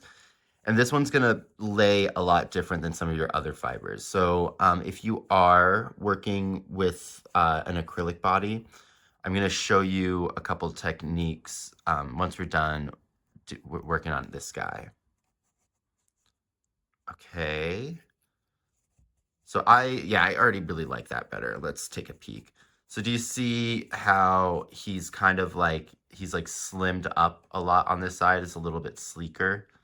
I like that because realistically, when I'm gonna have him sitting down, I'm not gonna have him slicked back. I'm gonna like kind of like rough this up so that it gets like, has a little bit of like texture to it. But I like this kind of shape more so than what's going on over here. So let's go ahead and start giving him his haircut over here. Where do we need? I'm pulling this out to see what the lengths are so we can kind of like match it. And it looks like it is just like right up here, this little like main area. See how much of a difference there is? So let's just go ahead into here. Note that we are kind of missing the area at the very top of the head by the antenna, and that's by design. There's a loop that we didn't cut. Added texture. But we'll tackle that antenna area in just a second.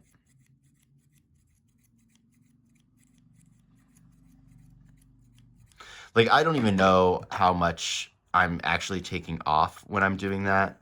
But again, I do feel like this part of the haircut is one of those things where if you're trained on how to cut hair, it probably makes a lot more sense. But because I'm a layman when it comes to that, kind of shaping this area is the part that kind of like frightens me the most, or that I'm not as confident in. So I just kind of like to take it really, really, really slow. But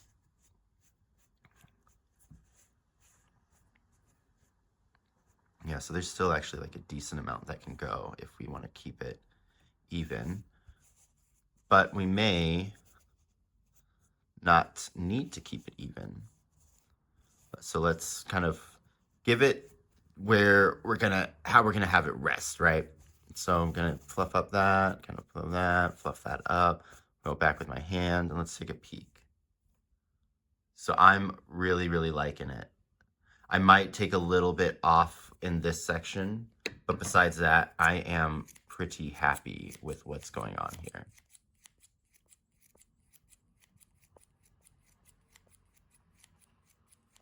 Is this called pointing, maybe? I swear I've heard somebody say it before. Like either pointing or,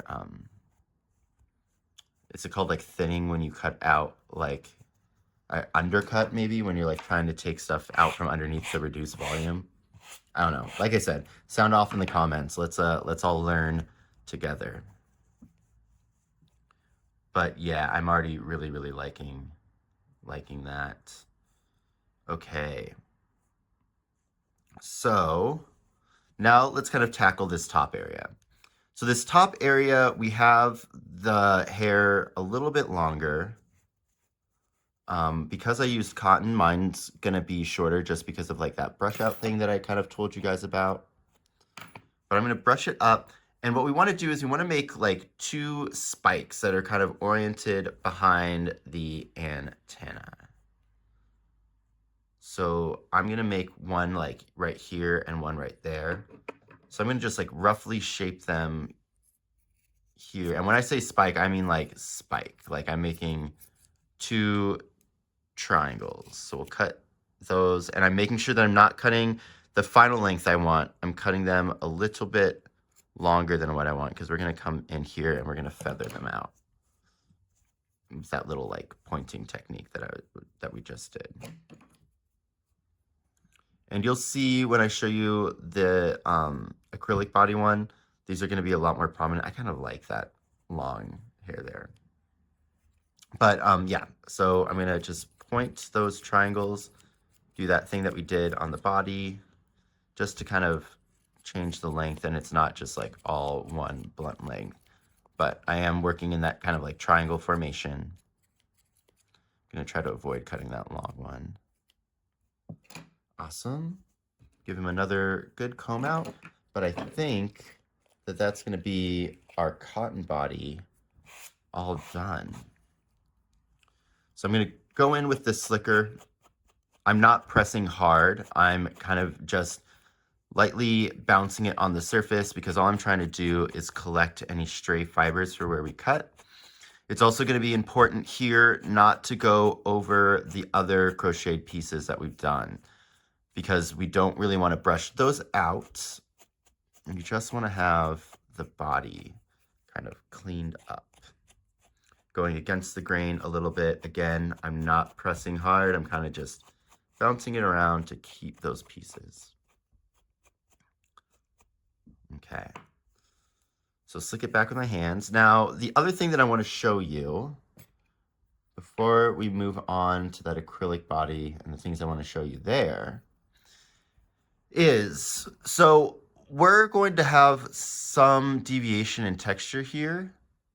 And that's going to be because we're getting closer to the base of the fiber. So when I was saying when we're brushing out, we want to try to get the full length of the fiber from where it attaches the body all the way to the tip. This is kind of why. So like you can really see like here, I didn't get all the way to the bottom of the fiber. It looks like right there. I don't know how well you can kind of see, but I feel like it's fairly obvious. Now what you can do is we can go back in there with our slicker brush and try to like agitate those fibers.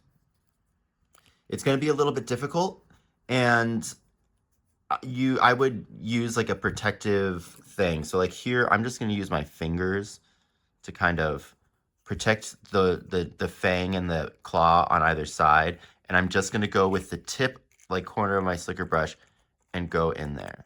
This is going to take a while, but it will eventually fluff up. But we're just being nice and gentle here so that we don't accidentally fluff up something that we don't want to. But there we go. That's already like an improvement. Ow, I just stabbed myself on that slicker brush. It always happens once whenever I use it. But that's how you're going to go around and clean up these sides. I think with the cotton yarn, it's not really as apparent, but with the acrylic yarn, and we'll see if we have an example that I could show you, it is a little bit more apparent. But yeah, I think that's going to be the guy. So let me show you the acrylic one real quick and a couple of things, and then we'll talk about clean up. All right, so with this acrylic one, I've gotten to the point where I've cut all of this area and then started to cut the sides. But as you could see, the acrylic yarn just supplies so much more kind of like volume in comparison to the cotton. Like I like the cotton because I think that the cotton kind of gives that more like caterpillar-esque looking hair, whereas this is like more of like a I don't know, like a Furby, like animal hair. This feels more like insectoid to me. But yeah. So when I'm actually doing the sides here, I'll show you on this side. I do something that's kind of crazy. So I'm going to go in with my scissors at like a 45-degree angle, and I'm just gonna start like snipping out like that. And then I'm gonna go, what is that? Maybe like 3/4 of an inch, 2 centimeters over, and then just do it again. You're not actually gonna be taking out as much as you think you are, but it is going to make like a pretty major difference. Now I'll just run through and go on the other side. And then let's actually see how much fiber we actually removed. It's just, it's so dense. You can see, here's what I'm talking about, where you can kind of see that we missed, and by we, I mean I missed some of the fibers there, but that's okay, they're in the back. But even with that brushing, like there's not that much fiber that came out when we did that. And it already made like a pretty big difference, but we're gonna need some more. I'll go in from the other side too and just do this kind of, not, I wouldn't say haphazard, but it does feel completely different than when we were doing it with the cotton. It kind of just feels that we're doing something that is bad. But I mean, look at that. It almost doesn't even look like we made a dent into the fibers. But there we go. Here's where we can really kind of see the texture difference. And I think like here, this is more twisted than it is over here. But like before, we just can go in there and we can give it a little brush out. And then the other thing on the acrylic that I want to show you is here. So the acrylic doesn't shrink as much when you brush it out as like the cotton will, or some of the wool might. So you do get like a little bit more prominent little top fronnies. But what I'll do is like just kind of like twist them. We're still just keeping them in shape, making them just like little triangles. Just add some texture difference. I feel like these acrylic guys get that like Furby kind of a look to them, you know? Like, now that I said it, do you see it? Like, that's a Furby, y'all. That's a bug Furby, a Furby bug. And then also with the acrylic, you kind of get a nice big crest up here that I like to trim, and we're gonna trim it with that like little point kind of cutting. Is that what it's called? Is it called point cut? Just to kind of make it a little bit shorter. We don't want to go crazy. We're not going to make it as short as all of the other places on the face, but we are going to make it short enough and thin it out just a little bit so that the eyes are going to be visible and nice. But yeah, I'm going to do some cleaning up now. So the first thing that you want to do for cleaning is just kind of comb or brush out any of those extra fibers you might have grabbed. If you really want to go the extra mile, and especially with like this cotton yarn, because it can be fairly wispy, go ahead and get out your vacuum and give this a little like vacuuming. It'll pull all those extra fibers, and it'll get like, let me show you here. Do you see all of that like fluff on the eye? The vacuum is going to help with that. I would suggest using a vacuum in this instance instead of using one of those like using tape. And the only reason is because with tape you kind of run the risk of it being too strong. If you have like the specific one for rolling on your clothes, you could consider going with that. But you might kind of pull out the fiber, which will cause it to pill even more. And that's what we're kind of trying to avoid. So having like a little vacuum, just like a little far away, pull those out. You can also go here individually and start picking them out, even with like a nice little cut. Those one of those good pill shavers that you can get for sweaters are also really nice. But that's what we're going to do. We're just going to kind of go around and make sure we're fine with the shaping, clean up anything we need to clean up. But that is pretty much our Venonat done. I will see all y'all in the wrap-up section where we'll talk about a few things in chat. But yeah, I'll see you there with our cute little buddies. All right, so actually, let's go ahead and take the pin out of that little antenna. So I have no idea what happened, but in between attaching the antenna and then going to cut, it got super floppy. And in the video, I said that I liked it, but after looking at this guy for a while, I wasn't the biggest fan. So what I did to fix it is I put a little bit of wire in there. You can kind of see the bump where that wire is.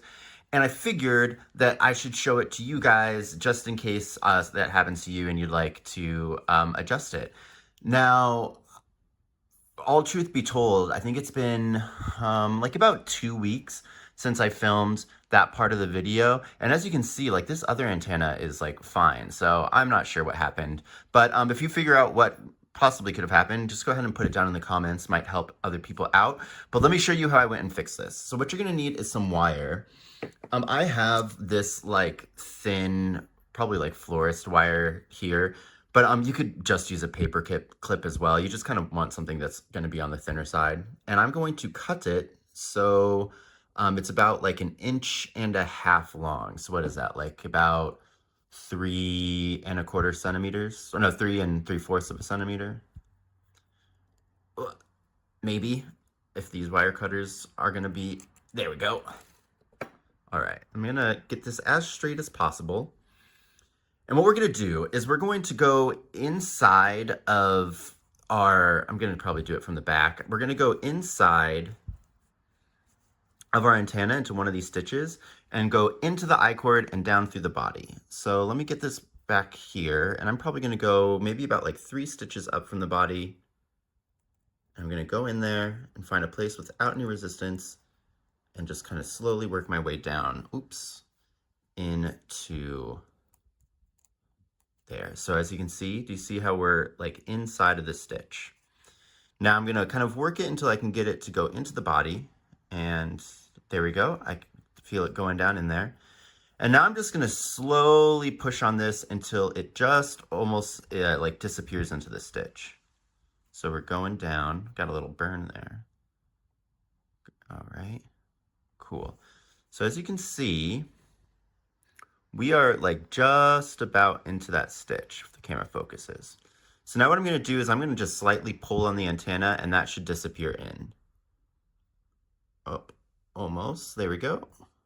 No, still out. So I'm going to just push it down a little bit further and then pull on the antenna. No, a little bit further. There we go.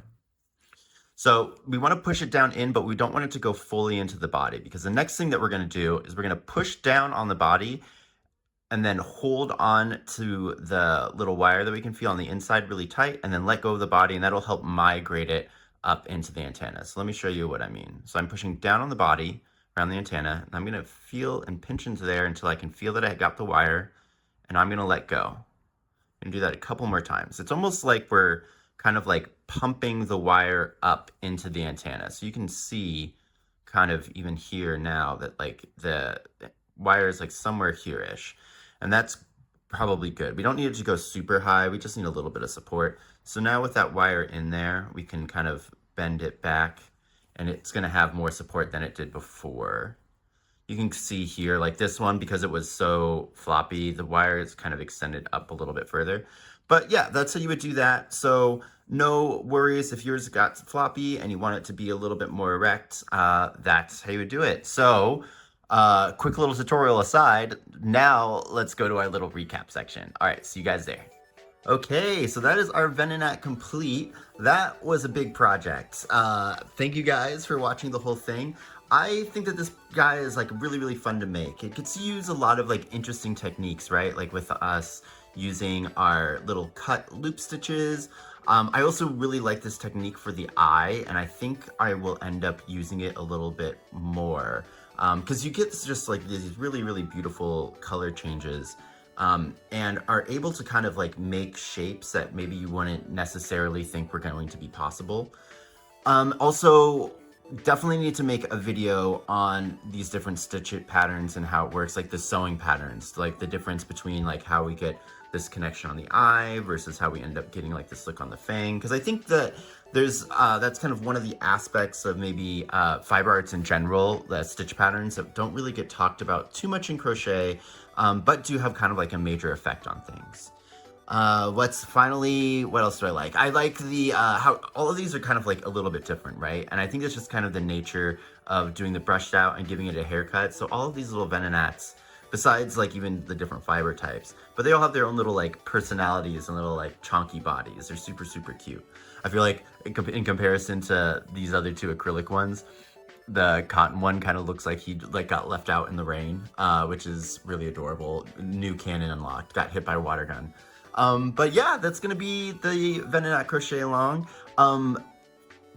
Just a reminder, the written pattern is going to be on sale until February 8th of 2020, what year is it? 2026 now, golly. For 25% off. So it brings it down to like about like $350. And that's a great way to support me, but also commenting, liking, sharing, subscribing, I think the hype thing too, all really awesome ways to help support me that don't cost any money. Think of it as like giving your bartender a tip. It doesn't seem like it's a lot, but when everybody does it, I'm able to pay rent, and I like paying rent. But yeah, stay tuned. Our next crochet along, I've already been working on the pattern, and I think we might kind of stay in this Pokemon theme for a while. I don't know. You guys kind of let me know what you're thinking, but I think the next one is gonna be fun. I think this little journey we're gonna go on will be interesting and neat. But yeah, until next time, see you guys later.